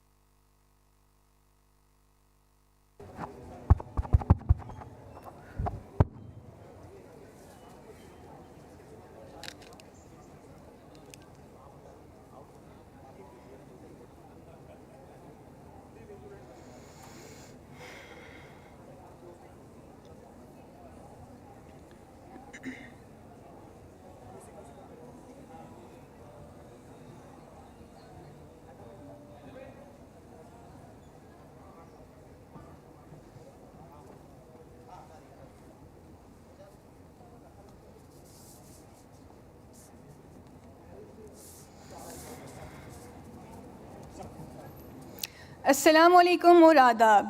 علی گڑھ مسلم یونیورسٹی کے اس تاریخی اور یادگار جشن ادب میں آپ سب علی گڑھ مسلم یونیورسٹی سے محبت کرنے والوں کا، اردو ادب سے محبت کرنے والوں کا اور حقیقت کے متلاشیوں اور علمبرداروں کا خیر مقدم ہے. یہ جشن ادب ایک زندہ اور جاوید حقیقت نہ بن پاتی اگر آپ لوگوں کی محبتیں ہمارے ساتھ نہ ہوتی. تو اسی لیے میں چاہتی ہوں کہ آپ لوگ خود اپنے لیے زوردار تالیاں کریں. آج کے ہمارے اس panel social realism and beyond contemporary Urdu novels یعنی کہ سماجی حقیقت پسندی اور مابعد معاصر اردو ناول کے moderator Aligarh Muslim university کے معزز اور ممتاز پروفیسر جناب شفیع کدوائی صاحب ہیں. آپ ایک معروف مصنف، دوزیانہ مترجم اور میڈیا کے استاد ہیں جن نے 30 سال سے زائد عرصے تک ہماری اپنی یونیورسٹی میں اردو صحافت اور فلم سٹڈیز کی تعلیم دی ہے. اپنی ادبی خدمات میں آپ کو 2017 میں امیر خسرو ایوارڈ، 2018 میں اقبال شمع ایوارڈ، 2019 میں سہاتیہ اکیڈمی ایوارڈ اور 2021 میں کلنگا لٹریری ایوارڈ سے نوازا گیا ہے. آپ سب لوگوں سے گزارش ہے کہ زوردار تالیوں کے ساتھ آپ لوگ پروفیسر کدوائی کا اسٹیج پر استقبال کریں. پروفیسر کدوائی.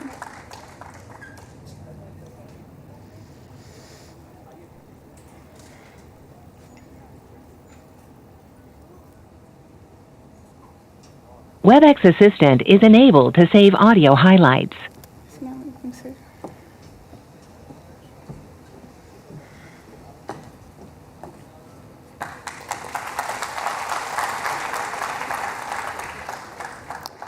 ہمارے آج کے پہلے مہمان محترم رحمان عباس صاحب ہیں. آپ ایک بڑے ناول نگار ہیں اور آپ کو اپنے چوتھے ناول روزن کے لیے 2018 میں سہاتیہ اکیڈمی ایوارڈ سے نوازا گیا تھا. اس کے علاوہ آپ کو 2 ریاستی سہاتیہ اکیڈمی ایوارڈ بھی مل چکے ہیں. آپ کا کہنا ہے کہ نامساعد حالات کے باوجود بھی انہیں اگر ایک ایسی دنیا میں رہنا پڑا جہاں سب کچھ ختم ہو چکا ہو. رحمان عباس صاحب ہیں. آپ ایک بڑے ناول نگار ہیں اور آپ کو اپنے چوتھے ناول روزن کے لیے 2018 میں سہاتیہ اکیڈمی ایوارڈ سے نوازا گیا تھا. اس کے علاوہ آپ کو 2 ریاستی سہاتیہ اکیڈمی ایوارڈ بھی مل چکے ہیں. آپ کا کہنا ہے کہ نامساعد حالات کے باوجود بھی انہیں اگر ایک ایسی دنیا میں رہنا پڑا جہاں سب کچھ ختم ہو چکا ہو. رحمان عباس صاحب ہیں. آپ ایک بڑے ناول نگار ہیں اور آپ کو اپنے چوتھے ناول روزن کے لیے 2018 میں سہاتیہ اکیڈمی ایوارڈ سے نوازا گیا تھا. اس کے علاوہ آپ کو 2 ریاستی سہاتیہ اکیڈمی ایوارڈ بھی مل چکے ہیں.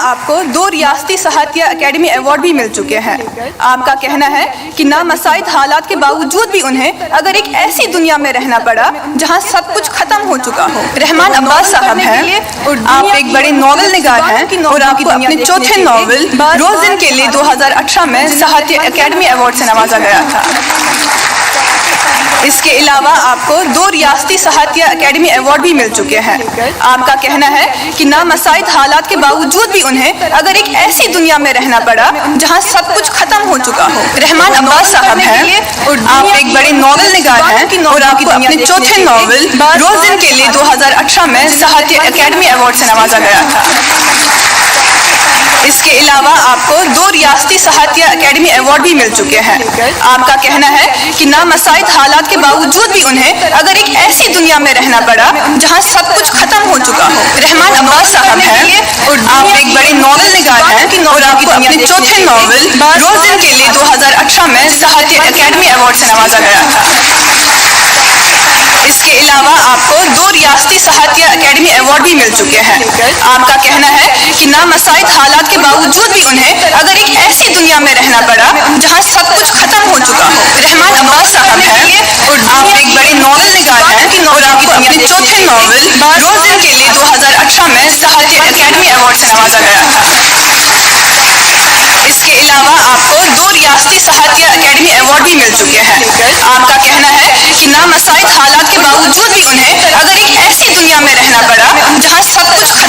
ہو. رحمان عباس صاحب ہیں.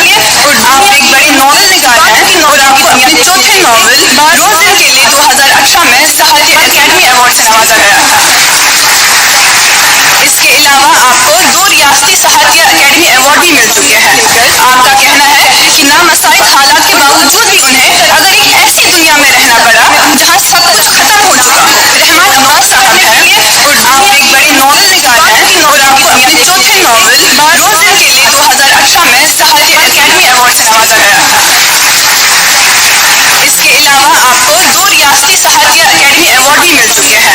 آپ کا کہنا ہے کہ نامساعد حالات کے باوجود بھی انہیں اگر ایک ایسی دنیا میں رہنا پڑا جہاں سب کچھ ختم ہو چکا. رحمان نواز صاحب ہیں، آپ ایک بڑے ناول نگار ہیں اور آپ کو اپنے چوتھے ناول روز ان کے لیے 2018 میں ایوارڈ سے نوازا گیا. اس کے علاوہ آپ کو 2 ریاستی صحت کی اکیڈمی ایوارڈ بھی مل چکے ہیں. آپ کا کہنا ہے کہ نامساعد حالات کے باوجود بھی انہیں اگر ایک ایسی دنیا میں رہنا پڑا جہاں سب کچھ ختم ہو چکا. رحمان نواز صاحب ہیں، آپ ایک بڑے ناول نگار ہیں اور آپ کو اپنے چوتھے ناول روز ان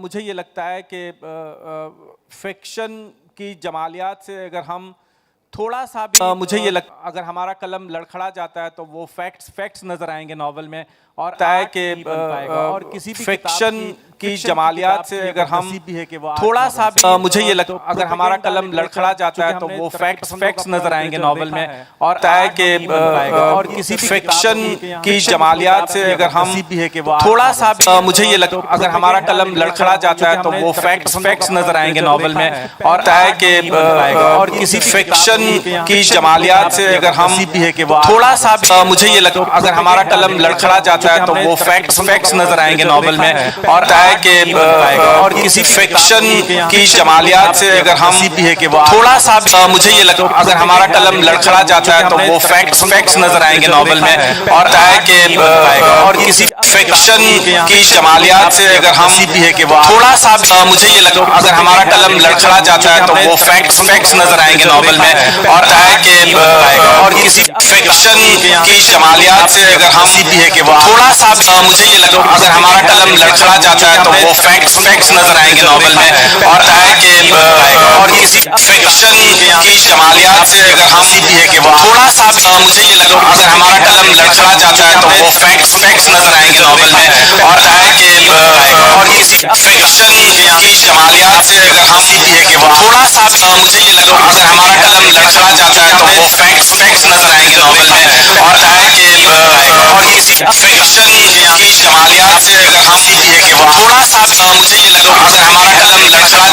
وہ فیکٹس نظر آئیں گے ناول میں اور ہے کہ اور کسی فکشن کی جمالیات سے اگر ہم تھوڑا سا بھی مجھے یہ لگتا ہے اگر ہمارا قلم لڑکھڑا جاتا ہے تو وہ فیکٹس نظر آئیں گے ناول میں اور ہے کہ اور کسی فکشن کی جمالیات سے اگر ہم تھوڑا سا بھی مجھے یہ لگتا ہے اگر ہمارا قلم لڑکھڑا جاتا ہے تو وہ فیکٹس نظر آئیں گے ناول میں اور ہے کہ اور کسی فکشن کی جمالیات سے اگر ہم تھوڑا سا بھی مجھے یہ لگتا ہے اگر ہمارا قلم لڑکھڑا جاتا ہے تو وہ فیکٹس نظر آئیں گے ناول میں اور ہے کہ اور کسی فکشن کی جمالیات سے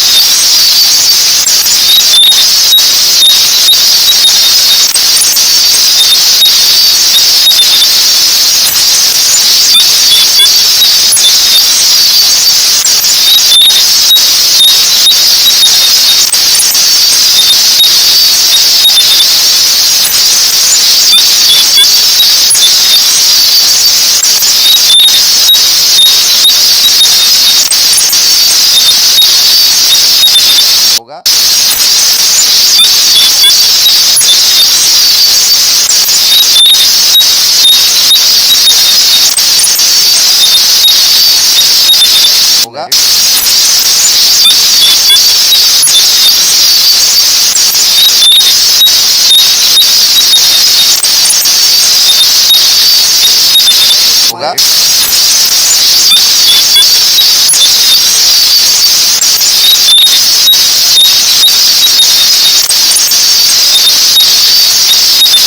होगा।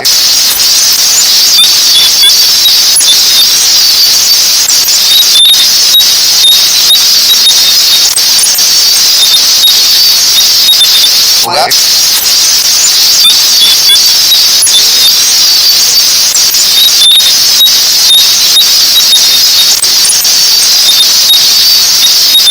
होगा।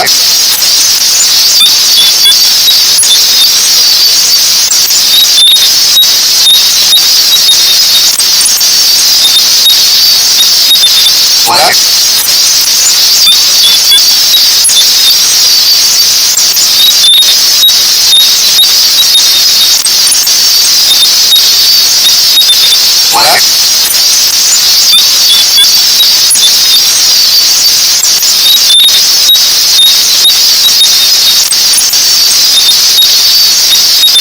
होगा।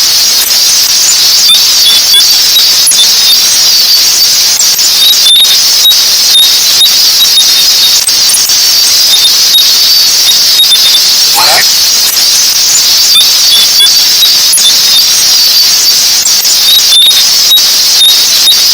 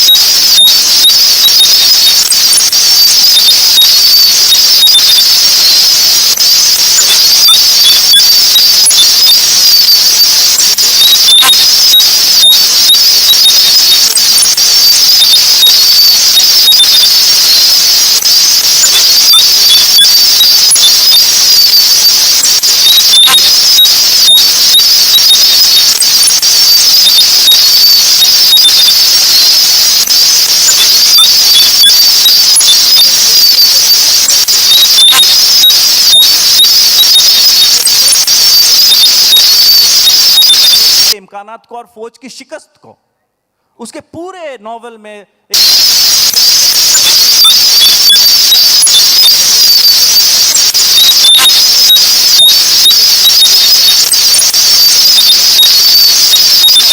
امکانات کو اور فوج کی شکست کو, اس کے پورے ناول میں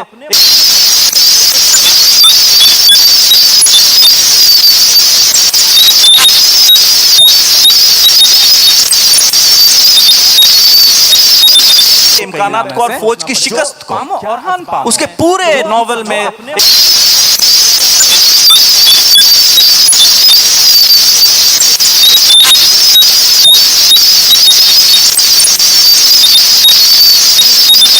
امکانات کو اور فوج کی شکست کو, اس کے پورے ناول میں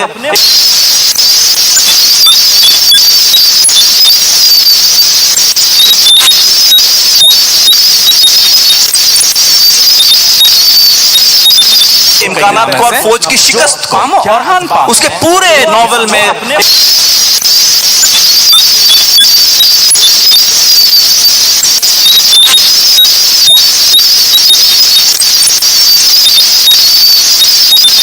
امکانات کو اور فوج کی شکست کو, اس کے پورے ناول میں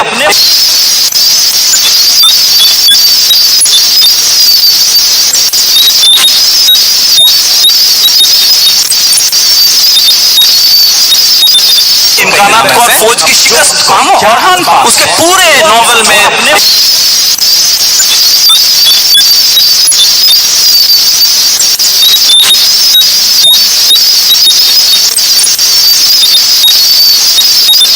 امکانات کو اور فوج کی شکست کو, اس کے پورے ناول میں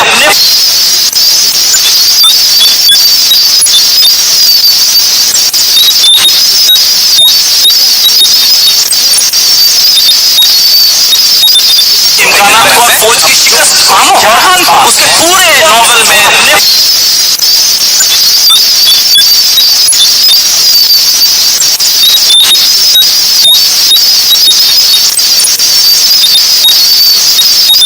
امکانات کو اور فوج کی شکست کو, اس کے پورے ناول میں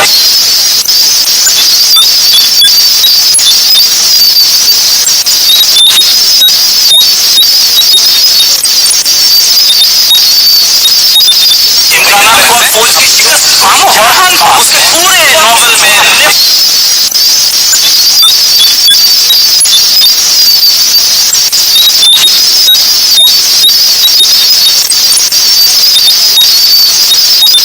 امکانات کو اور فوج کی شکست کو, اس کے پورے ناول میں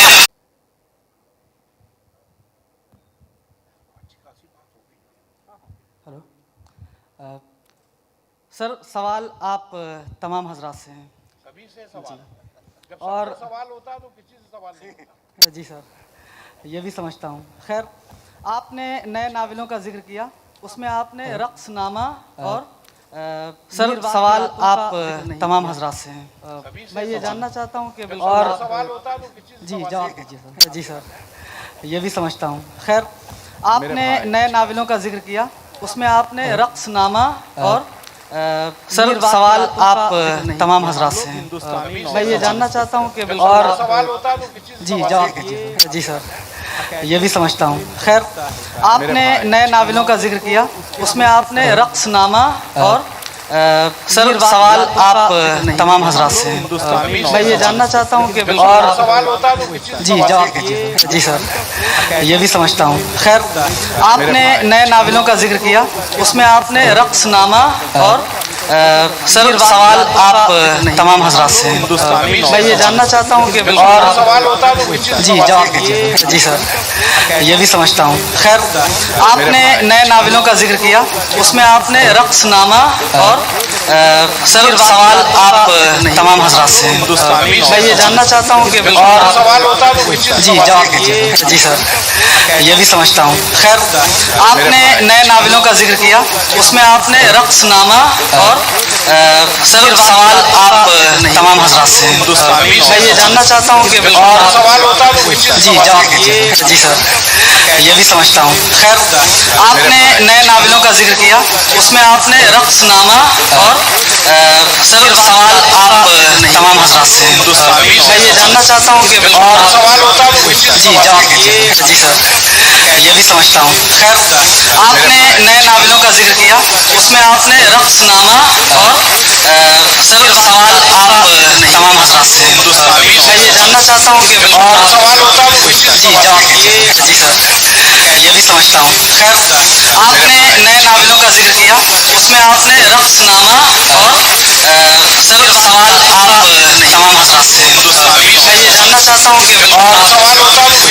جواب دیجیے. جی سر یہ بھی سمجھتا ہوں. خیر آپ نے نئے ناولوں کا ذکر کیا, اس میں آپ نے رقص نامہ اور سر سوال آپ تمام حضرات سے میں یہ جاننا چاہتا ہوں کہ سوال ہوتا ہے جی جواب دیجیے. جی سر یہ بھی سمجھتا ہوں. خیر آپ نے نئے ناولوں کا ذکر کیا, اس میں آپ نے رقص نامہ اور سر سوال آپ تمام حضرات سے میں یہ جاننا چاہتا ہوں کہ سوال ہوتا ہے جی جواب دیجیے. جی سر یہ بھی سمجھتا ہوں. خیر آپ نے نئے ناولوں کا ذکر کیا, اس میں آپ نے رقص نامہ اور سر سوال آپ تمام حضرات سے میں یہ جاننا چاہتا ہوں کہ سوال ہوتا ہے جی جواب دیجیے. جی سر یہ بھی سمجھتا ہوں. خیر آپ نے نئے ناولوں کا ذکر کیا, اس میں آپ نے رقص نامہ اور سر سوال آپ تمام حضرات سے میں یہ جاننا چاہتا ہوں کہ سوال ہوتا ہے جی جواب دیجیے. جی سر یہ بھی سمجھتا ہوں. خیر آپ نے نئے ناولوں کا ذکر کیا, اس میں آپ نے رقص نامہ اور سر سوال آپ تمام حضرات سے میں یہ جاننا چاہتا ہوں کہ سوال ہوتا ہے جی جواب دیجیے. جی سر یہ بھی سمجھتا ہوں. خیر آپ نے نئے ناولوں کا ذکر کیا, اس میں آپ نے رقص نامہ اور سر سوال آپ تمام حضرات سے میں یہ جاننا چاہتا ہوں کہ سوال ہوتا ہے جی جواب دیجیے. جی سر یہ بھی سمجھتا ہوں. خیر آپ نے نئے ناولوں کا ذکر کیا, اس میں آپ نے رقص نامہ اور سر سوال آپ تمام حضرات سے میں یہ جاننا چاہتا ہوں کہ سوال ہوتا ہے جی جواب دیجیے. جی سر یہ بھی سمجھتا ہوں. خیر آپ نے نئے ناولوں کا ذکر کیا, اس میں آپ نے رقص نامہ اور سر سوال آپ تمام حضرات سے میں یہ جاننا چاہتا ہوں کہ سوال ہوتا ہے جی جواب دیجیے. جی سر یہ بھی سمجھتا ہوں. خیر آپ نے نئے ناولوں کا ذکر کیا, اس میں آپ نے رقص نامہ اور سر سوال آپ تمام حضرات سے میں یہ جاننا چاہتا ہوں کہ سوال ہوتا ہے جی جواب دیجیے. جی سر یہ بھی سمجھتا ہوں. خیر آپ نے نئے ناولوں کا ذکر کیا, اس میں آپ نے رقص نامہ اور سر سوال آپ تکلیف دہ بات ہے, قابل غور ہے, اس پر سوچنا چاہیے. ابھی تک نہیں سوچا گیا ہے کہ کیا وجہ ہے. ناول اگر ایمانداری سے پرکھے جائیں تو کوئی وجہ نہیں ہے کہ قرۃ العین حیدر کے یا عبداللہ حسین کے یا دوسرے کے ناول کسی بھی انگریزی ناول کے مقابلے میں رکھنے بات ہے, قابل غور ہے, اس پر سوچنا چاہیے. ابھی تک نہیں سوچا گیا ہے کہ کیا وجہ ہے. ناول آپ کا ملک, آپ کی قوم, آپ کی وہ کیا کر رہی ہے, کیا ہو رہا ہے یہاں. ایک زمانہ وہ بھی تھا کہ جب ادیبوں کی سب سے آگے اہمیت ہوتی تھی. نہرو جی نخرے برداشت کر لیتے تھے, چاہے فراق کے ہوں یا فیض کے ہوں, کرتے تھے, اور ایک ویلیو تھی, اور نمبر مطلب سب سے اوپر جہاں پہ پہنچ ہو سکتی تھی وہاں تک تھی. آج نہیں ہے.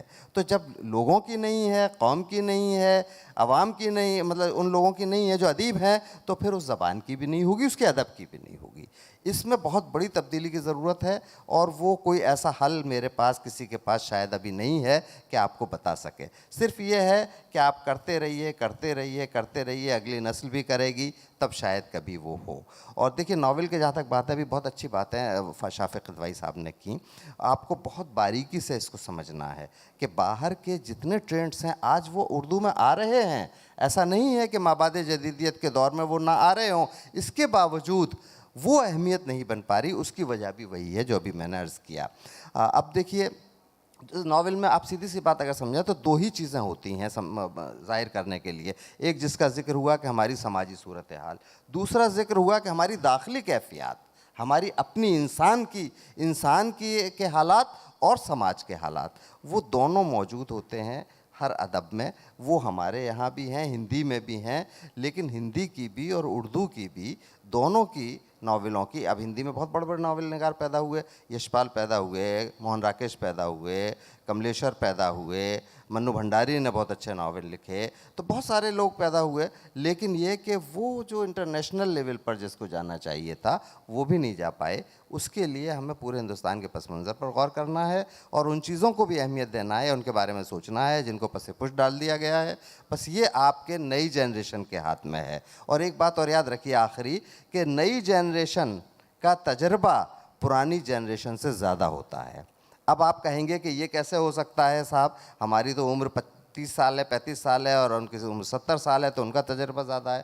ان کی جو 70 سال کا عمر کا تجربہ ہے وہ آپ کو مل گیا انڈائریکٹلی کسی نہ کسی طرح سے، اور اس میں پلس ہو گئی آپ کی 35 سال، تو وہ آپ کا تجربہ زیادہ ہو گیا.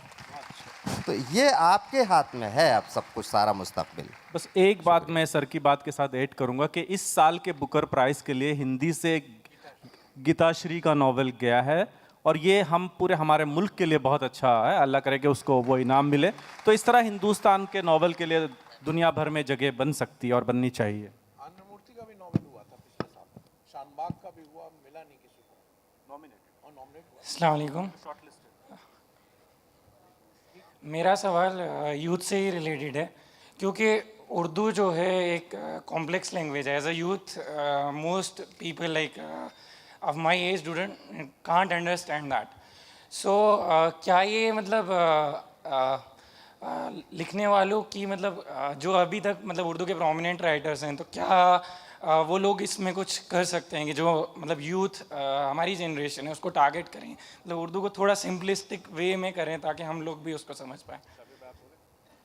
اور ایک سوال یہ بھی ہے کہ مطلب کب ایک being like great Urdu writer, تو اس کے لیے ہمیں مطلب کب یہ ہم اس پہ پہنچ سکتے ہیں؟ اس کو ہم کب جنم دیں گے یہ پوچھ رہے ہیں آپ؟ ٹھیک ہے، پورا فریم نہیں کر پایا کوشچن جو مطلب اس کو. I can understand what question you are trying to form and you fail to form in English.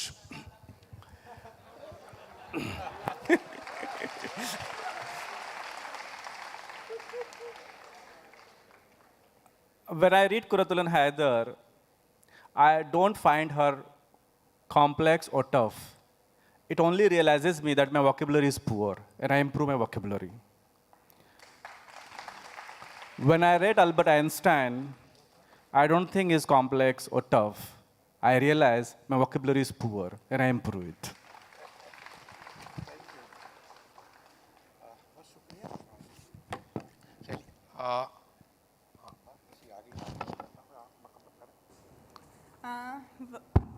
وقت کی قلت کے باعث ہم اور سوال نہیں لے پائیں گے، تو اب میں ہمارے UDLC کے سیکریٹری محمد صبی احمد کو اسٹیج پہ بلانا چاہوں گی تاکہ وہ ہمارے مہمان محترم طارق چتاری صاحب کو مومنٹو پیش کریں.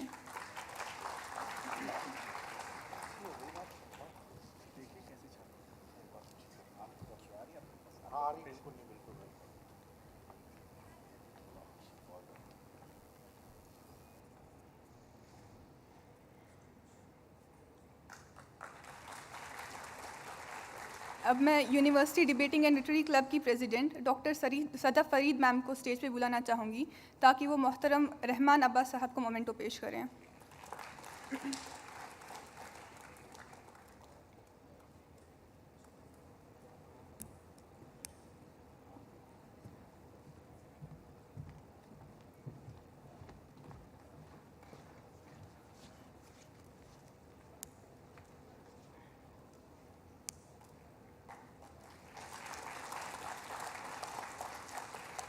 آخر میں پروفیسر شیرانی صاحب کو اسٹیج پہ بلانا چاہوں گی تاکہ وہ پروفیسر شفیع کدوائی صاحب کو مومنٹو پیش کریں.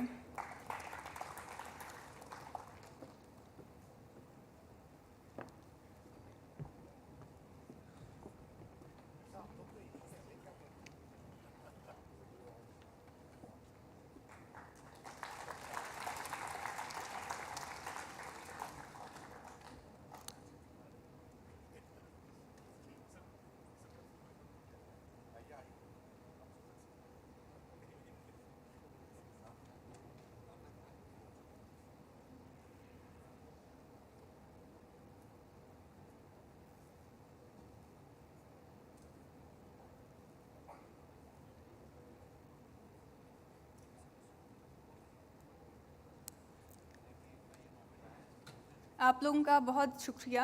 हम अपने नेक्स्ट पैनल के साथ अभी कुछ देर में शुरुआत अभी कुछ देर में करेंगे। शुक्रिया। अब ये मोमेंटो हासिल करके और फ़ोटो खिंचवा के मैं अपने अल्फाज वापस लेता हूँ कि अदीबों की कोई अहमियत नहीं है। बहुत अहमियत है, आपने बहुत शुक्रिया।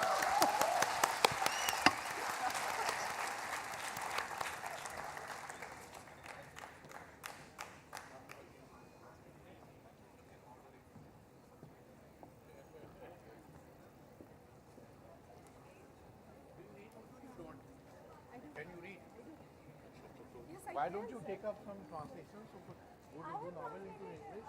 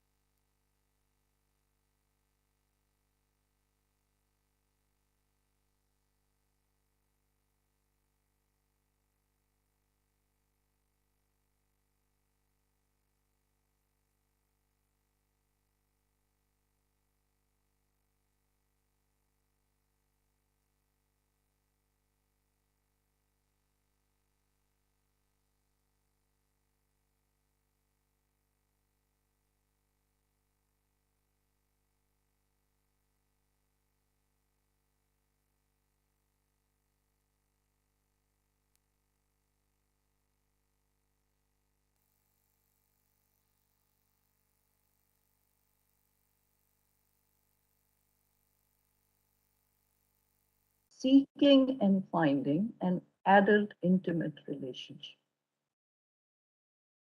When one is young, there is a state of a deep underlying confusion, when things are not exactly clear, when it is impossible one's own ambitions clearly, leave alone develop a comprehensive worldview. One is helplessly flailing and thrashing around wildly in a sea of seductions and rebellions, attracted to love and beauty one day and nature and more universal concepts the next. The profound issue at stake is the constant, gnawing, harrowing aloneness. A bekali, a bechani, a hollowness that nothing seems capable of filling. Faiz Saab echoes Iqbal precisely when he cites the sozo sazo dardo daag, the anguish and the torment at the heart of humanity's suffering, in his own gorgeous lines. कई बार इसका दामन भर दिया हुस्ने दो आलम से, मगर दिल है कि इसकी खाना वीरानी नहीं जाती. Many a time for them I filled the lap with beauty of the two worlds, yet the heart's lonely, deserted, existential vacuum persists. I think I'm very partial to these lines because I do believe that outer beauty has received a bad rap. If there's beauty inside a person, it will be reflected on the outside. So the real goal is to make one's heart pure, one's soul receptive to joy. I recently tweeted something to the tune of, if your eyes are positive, you will love the world. But if your tongue is positive, the world will love you. Faiz Saab goes on to say, कई बार इसकी खातिर जर्रे जर्रे का जिगर चीरा, मगर वो चश्मे हैरान जिसकी हैरानी नहीं जाती. This is what Iqbal and Faiz are talking about with Sozo Sazo Dardo Daag part of the Misra. So now we come to the second part, the Justuju Arzu part. Faiz Saab asks, what comes after? What do we seek after first experiencing the Sozo Sazo Dardo Daag of life? Well, first is the desire to reveal your own story to others. Share your own experience. Tell the world what is keeping you up at night, what is on your 3 a.m. agenda, what makes you tick and sends your pulses racing. This is how Iqbal then expresses his anguish, his angst. मेरे दीदे तर की बेख्वाबियां और मेरे दिल की पोशीदा बेताबियां, मेरे नाले नीम शब का न्याज, मेरी खिलवतो अंजुमन का गदाज, उमंगे मेरी, आरजुएं मेरी, उम्मीदें मेरी, जुस्तजुएं मेरी, यही कुछ है साकी मताए फकीर, इसी से फकीरी में मैं हूं अमीर, मेरे काफले में लुटा दे इसे, लुटा दे ठिकाने लगा दे इसे. This phase of arzu and justuju, the period in one's life where one is no longer only pining for a beloved, but now pays attention to the integration of an ego. To Iqbal, this is the seminal moment when the complete, wholesome, enduring, compact, lasting self, khudi, emerges. This quest is not attached to another individual. More importantly, all ambiguities disappear now. Everything starts to become clear, replaced by certitude, total confidence in one's ultimate worldview, absolute yaqeen in what one's conduct must be in challenging situations. A Sufi, in other words. Fateh Muhammad Malik Sahab, a wonderful Faiz authority from Pakistan, quotes Faiz Saab as saying to Dr. Ayub Mirza, the Sufi is great, has overcome constraints of time and space, has come close to the eternal mystery, the Asrar-e Azal. They are the real comrades. Faiz defines the core values of a comrade here. What these lines are just so gorgeous. Pay attention for a minute.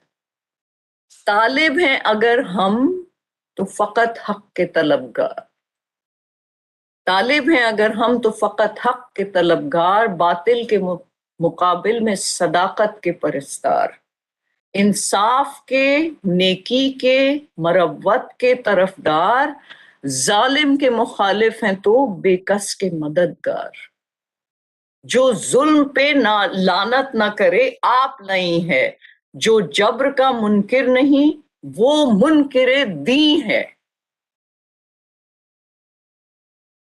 How profound are these lines? How gorgeous. I think this is the most complete definition of the good comrade that I have found in all of Faiz Sahab's kalam. So let me now bring you back one full circle from where we started.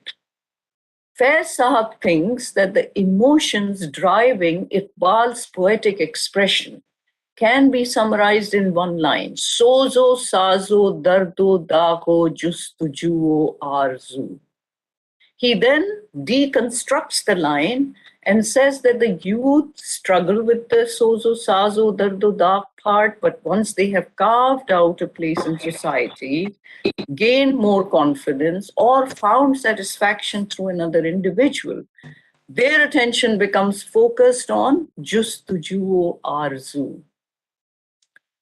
Beyond the concerns, seeking answers to more ideological issues, defining the core values of life, developing a wholesome ego, khudi. At this point, the khudi must be so strong that it rejects ugliness in all forms, seeks beauty, stands up for one's belief. The making of a good comrade, Iqbal defines this state of actualization in sublime words because the confidence that comes with this kind of khudi. Unke bakshat be yaqeen ara yaqeen. Unke larzat as sujude u zami. Their manzil of yaqeen provides yaqeen to be yaqeeni, yaqeens. If they put their forehead on the ground in a sijda, the very earth has a seizure, it begins to shake. So I want to end now with Fateh Muhammad Malik Saab, who goes on to say something really profound. In describing the good comrade, he uses word masla, which means conduct. Maslak means like a worldview, a path, tariq-e-kar. What is the maslak of a good comrade? What should be your conduct? What should be your tariq-e-kar? Faiz believes that I'm now quoting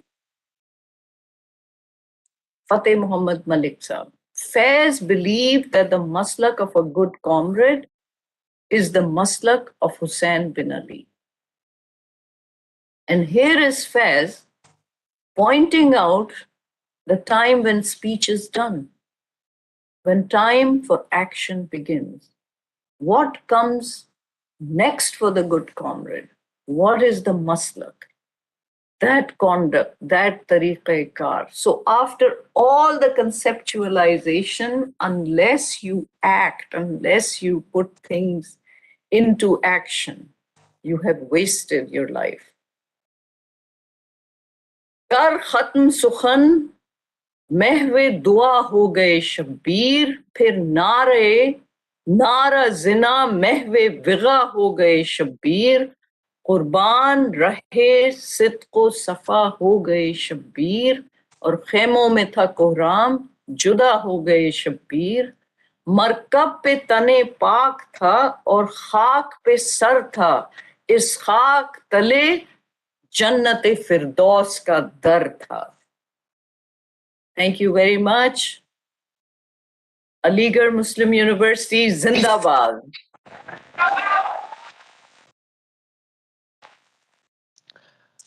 Many thanks, Professor Azra Raza, for such an enlightening and edifying lecture. And I really feel that it is very much keeping in mind the audience that you have. And even though we are separated by a distance of several continents, you've managed to really touch a chord with them. And I'm sure we will take all of this with us throughout life, and we will remember your words. And अल्लामा इकबाल से माजरत के साथ मैं ये भी कहूँगा कि औरों का है प्याम और आपका प्याम और है इश्क के दर्दमंद का तर्ज कलाम और है.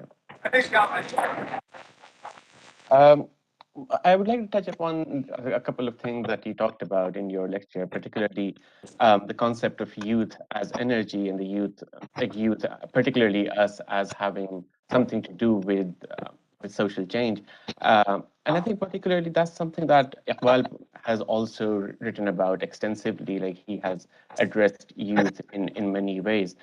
But in most instances, would you think that the progressive writers movement, or particularly when a certain social consciousness was created among the Urdu-speaking elite or the intelligentsia of the early 20th, late 19th century, would you feel that there was a shift in terms of, I mean, of course, there was a shift in terms of moving away from aestheticism into a life of action, but how far would you categorize Faiz as doing that? Whereas Iqbal, we know, is a proselytizing sort of a person, and he says, "Hai shabab, apne lahu ki aag mein jalne ka naam, sakht khushi se hai talkh zindagani angbeen, jo kabutar par jhapne ka maza hai ए पिसर, वो मजा शायद कबूतर के लहू में भी नहीं."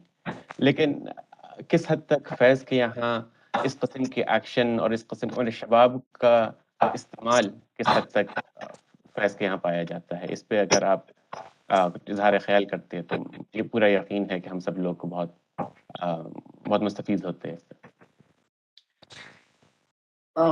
Thank you so much, Sabur. I'm really delighted that you are my interlocutor, and congratulations on all your accomplishments in such a young age.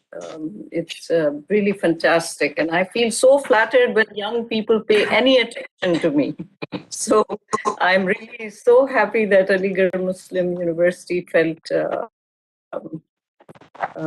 was worthwhile to invite me. So I'm very deeply grateful. To answer your question is, well, aestheticism by itself is not enough. We have to move beyond it into some form of action. And of course, I think to me, one of the most important thinkers of our time who was constantly urging us towards action is Faiz Ahmad Faiz.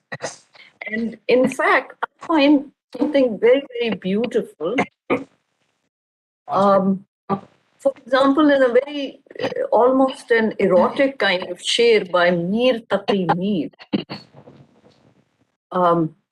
which is forcing us towards action even beyond the grave, that our quest cannot finish with death. Let me read that sher to you, and then I'll read a couple of shers by Faiz to show you how our poets, till the last breath you take, you must remain active. Keep doing what you've been doing. So Mir says, Dur baitha ghubar-e Mir usse. Even if Mir dies and he becomes dust, when that dust rises, it will go and seek the same beloved. It will go and settle at a decorous distance from the beloved. Dur baitha ghubar-e Mir usse. Meaning, even after death, Ghubar-e Mir is going to continue to respect the quest that Mir was after in life. Dur baitha ghubar-e Mir usse. عشق بن یہ ادب نہیں آتا. Oh my God. This is where my jaan is completely qurban on our Urdu literature, because think of the culture that has produced a language that can express these emotions.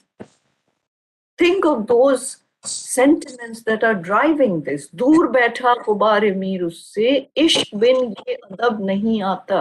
You can't pretend it. You have to be so lost in your action and your quest that even after death.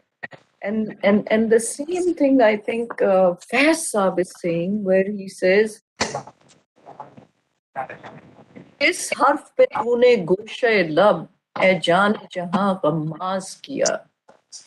اعلان جنوں دل والوں نے اب کے بہزار انداز کیا.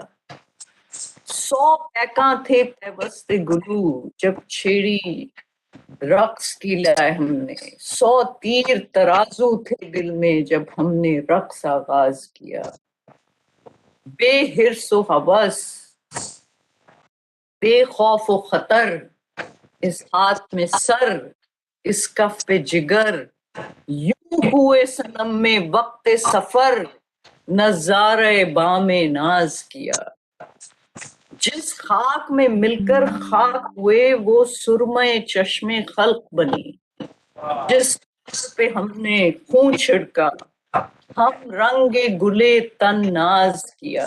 ایسا پھول جو پوسچرنگ because of its beauty.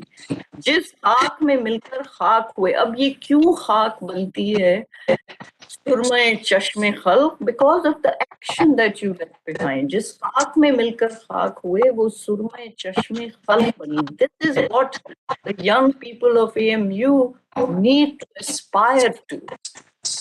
That even when you die in your action, you are giving new sights and eyesights to the world. جس خاک میں مل کر خاک ہوئے وہ سرمۂ چشم خلق بنی. جس خار پہ ہم نے خون چھڑکا ہم رنگ گلے تن ناز کیا. لو وصل کی ساعت آ پہنچی پھر حکم حضوری پر ہم نے آنکھوں کے دریچے بند کیے اور سینے کا در باز کیا.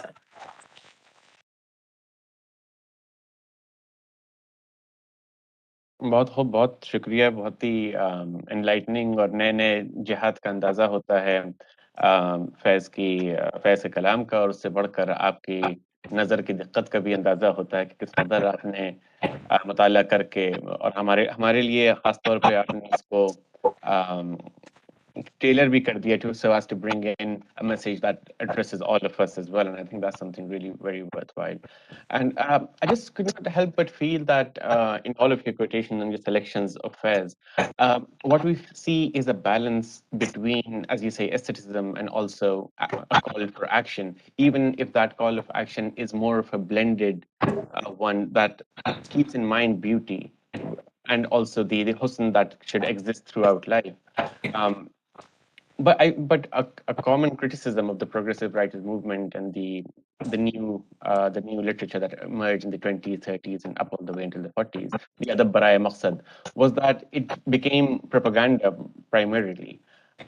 And one can feel that sometimes in Faiz as well. For instance, in شیشوں کا مسیحا کوئی نہیں، شروع پہ جو 6-8 بند ہیں بہت خوبصورت ہیں، پھر آخر میں اس کے بعد جب وہ وہاں سے شروع کرتے ہیں کہ وہاں اس کا رن پڑا ان دونوں کے درمیان، کیپٹلسٹ اور تجار کے درمیان اور جو فاقہ کش مزدوروں کے درمیان، تو وہاں اس کے بعد پھر شعری جو حسن ہے، جو شاعرانہ جو اس کی خوبصورتی ہے، وہ کسی حد تک مجروح ہو جاتی ہے. تو معاف کیجیے گا، یہاں کچھ ڈرلنگ کا کام چل رہا ہے ابھی، تو بس میں آپ سے یہ گزارش کروں گا کہ اگر آپ اس بیلنس پہ کچھ روشنی ڈال سکیں جو فیض نے حاصل کی، اور باقی ترقی پسند شاعر اس میں کچھ کامیاب اتنے نہ ہو پائے جتنا فیض ہو سکے.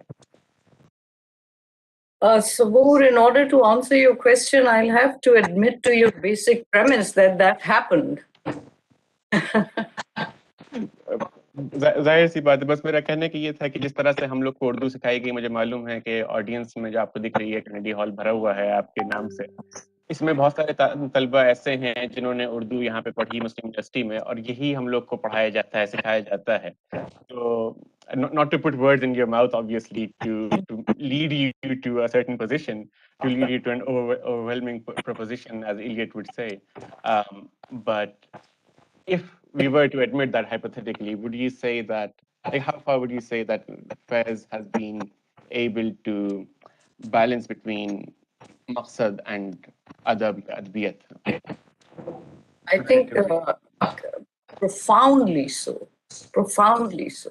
I'm a huge admirer of his empiricism. I must say that everything Faiz Saab says, गमाओ नाव के नीम कश दिले रेजा रेजा गमा दिया जो बचे हैं संग समेट लो तने दाग दाग लुटा दिया. How gorgeous are these words. मेरे कातिलों को नवीद हो सफे दुश्मना को खबर करो, वो जो कर्ज रखते थे जान पर वो हिसाब आज चुका दिया. करो कद जबी पे सरे कफन, मेरे कातिलों को गुमा न हो कि गुरूर इश्क का बांकपन. I mean, think of the tough subject he's talking about. But again, I find this very unique in Urdu poetry, Sabur, this idea of continuing your passion, your desires beyond grave. I mean, for us, death and grave is meaningless. Think of this, karo kat jabeen pe sare kafan, मेरे कातिलों को गुमा न हो कि गुरूर इश्क का बांकपन पसे मर्द हमने भुला दिया. जो रुके तो कोहे गिरा थे हम, जो चले तो जान से गुजर गए. I mean, what is he talking about here, and how is he not doing justice to both the things, the aesthetic part and the action he's urging you to do? रहे यार तुझको कदम कदम यादगार बना दिया. I mean, these are profound challenges to the youth. I really beg all of you that before trying to reform the world, let's all try to reform ourselves.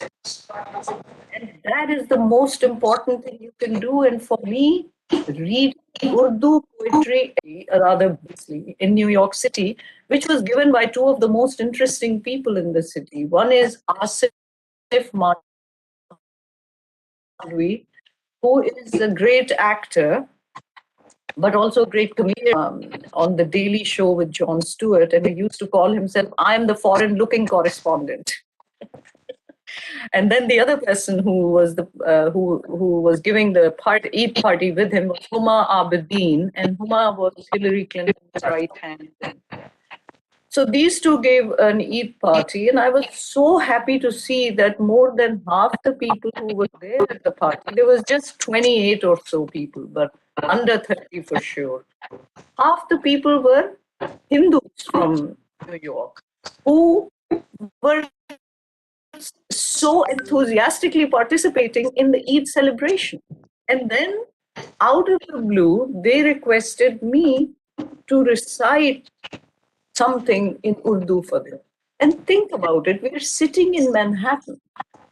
I had no idea that at this party there would be anyone who can even understand if I string together one sentence of Urdu. Leave alone that, they're asking me to recite poetry. How beautiful is that? And I do want, do we have time for me to recite a couple of shairs? Absolutely. I mean, it would be an absolute honor for us, and I'm sure the Kennedy Hall will also join me in wishing for your recitation. Well, the two things I recited, the first is a very beautiful ghazal, I think. ना जाने किसकी प्यास बुझाने किधर गई, इस sir पे झूम कर जो घटाएं गुजर गई. दीवाना कह रहा है ये लहरों से बार बार, कुछ बस्तियां यहाँ थी बताओ किधर गई. अब जिस तरफ को चाहे चला जाए काफिला, अब जिस तरफ को चाहे चला जाए काफिला, वीरानियां तो सब मेरे दिल में उतर गई, और पाया भी उनको, खो भी दिया, चुप भी हो रहे, पाया भी उनको, खो भी दिया, चुप भी हो रहे, एक मुख्तसर सी रात में सदियां गुजर गई. How gorgeous are these lines? And to think that young people sitting in Manhattan were literally swooning over the lines. This is the power of poetry. This is what I was saying, the transformative power of, and especially of Urdu poetry. So I beg everyone in the audience to please read some Urdu poetry every single day of your lives.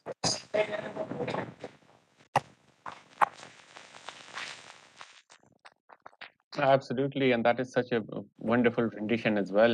And I'm sure that their swooning had also a lot to do with your tarz and with your andaz, and not only the content. You are such a doll. Thank you. That's very kind of you. I have before me, I mean, I think this is probably one of the last questions that I would have. But I have before me Faiz's poem उन तलबा के नाम जो अमन और आज़ादी की जद्दोजहद में काम आए. और उसकी शुरू की लाइन अगर आप इजाज़त दें तो मैं पढ़ना चाहूँगा कि ये कौन सखी हैं जिनके लहू की अशरफियाँ छन छन छन छन धरती के पैहम प्यासे कशकोल में ढलती जाती हैं, कशकोल को भरती जाती हैं. ये कौन जवान है ए अर्ज़ वतन, ये लखलुट जिनके जिस्मों की भरपूर जवानी का कुंदन वो खाक में रेजा रेजा है, यूं कूचा कूचा दिखता है. ए अर्ज़ वतन, ए अर्ज़ वतन, क्यों नोच के हंस हंस फेंक दिए इन आँखों ने अपने नीलम, इन होठों ने अपने मरजम. और ये लंबी ज़ाहिर लंबी नज़्म है, लेकिन इसमें जो बात बहुत कशिश मुझे महसूस होती है वो ये है कि किस तरह से इसमें ऑडिटरी एक ब्यूटी पाई जाती है. जो इंटरनल रिदम है, आपने जो कलाम पढ़ा फैज़ का, उसके अलावा भी उसके अंदर जो अंदरूनी जो काफ़िया पाया जाता है, ये निहायत ही पुरकशिश और निहायत ही दिलचस्प हो जाता है. तो इसमें आपको क्या लगता है कि ये फैज़ की अपनी ईजाद है या फिर उन्होंने किसी हद तक, क्योंकि इकबाल के वहाँ भी कुछ हद तक इस किस्म की तरकीब पाई जाती हैं, और कुछ मामलात में फैज़ लगते हैं कि गालिब से या बेदिल से वो इस्तिफ़ादा करते हैं, जहाँ फ़ारसी की तराकीब और इज़ाफ़त दर इज़ाफ़त चलती रहती है. तो आपके ख़्याल में क्या फैज़ के क्या-क्या इन्फ्लुएंसेस, मतलब जो बिल्कुल ज़ाहिरी तौर पे नमूदार हो जाते हैं, वो कौन हैं और उनके इन्फ्लुएंस किस पर सबसे ज़्यादा वाज़ेह तौर पर नज़र आते हैं? सबसे ज्यादा इन्फ्लुएंस तो उनका अहमद फराज पे था. वो admitted to it always that and they were very close. So you know, Harold Bloom, you must know the name because you're a literature student. Harold Bloom wrote a relationship that existed between Faiz and Faraz called anxiety of influence. Because the person who comes after a great poet and is trying to write poetry is going to be influenced by the master, but then yet has to carve his or her own place. And that was the kind of anxiety, I believe, that Ahmad Faraz was able to completely overcome and make his own mark. As far as musicality is concerned in the Kalam of Faiz, I think you're absolutely right that it really, the Kalam sings by itself. Even you don't need Madame Noor Jahan to, of course, she embellishes it to high heaven.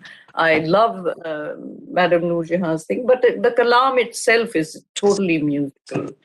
And I would say that the influence for that sort of musicality in Faiz comes from two poets, because Iqbal's Kalam to me is not that musical. It's great, it's very thoughtful, it's profound, but it's not musical in the sense that Faiz ka Kalam hai, jo aapne abhi kuch padha. But I think the two people who really mastered that sort of a unique, I would say, not just music, but silences, because they say something and then you have to figure out what they are saying. And the two people are, I would say, Nees and Josh. Nobody has more musicality in their kalam than Josh.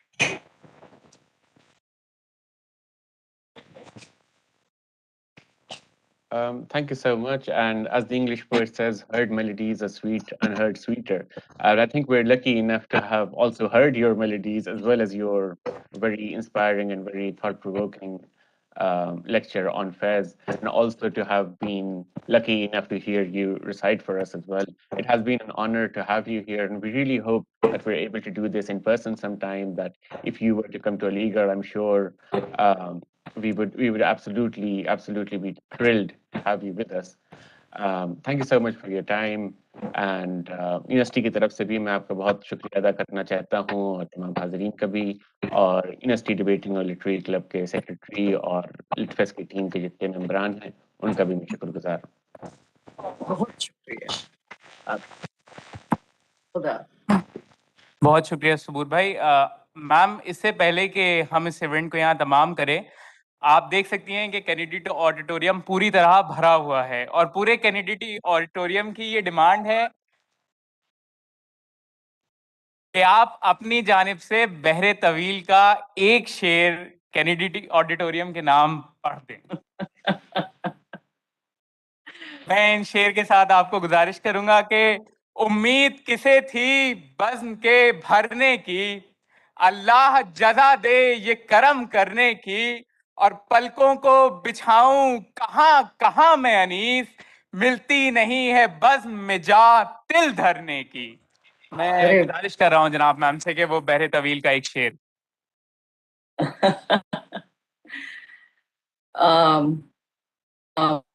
That's so sweet of all of you, but Sabur, do you think you are in the mood to hear Behre Tawil? Because that's a very light and a joyful sort of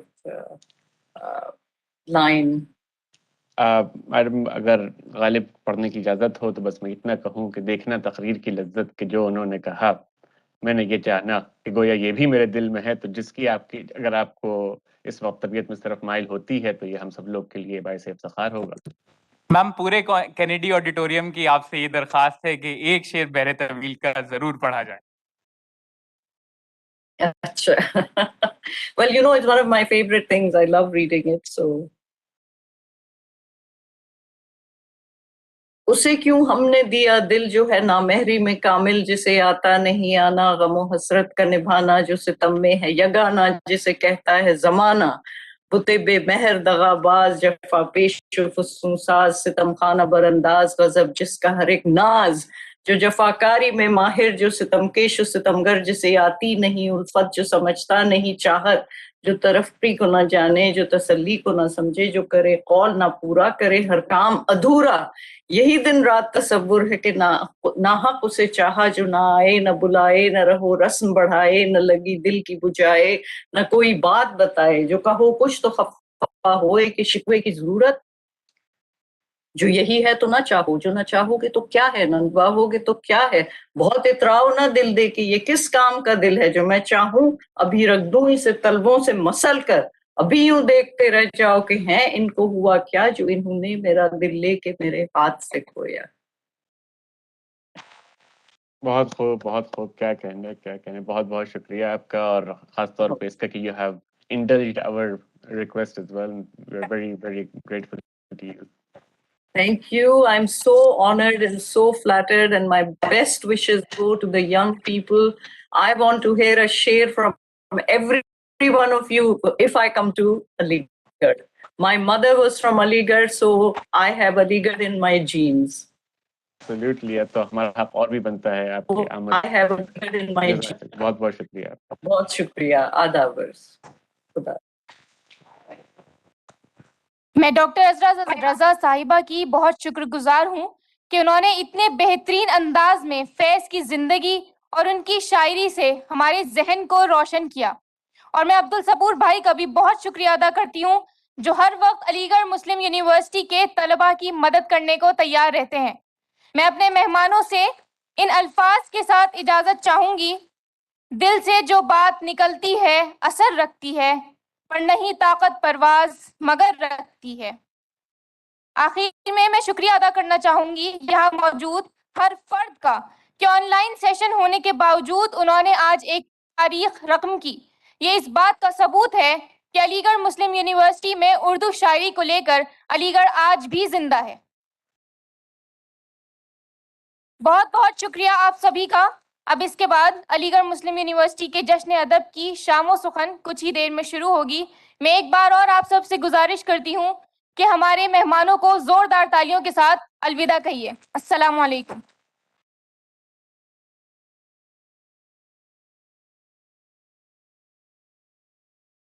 ہماری cultural evening کچھ ہی دیر میں شروع ہو جائے گی. تب تک کے لیے آپ سبھی لوگوں سے گزارش ہے کہ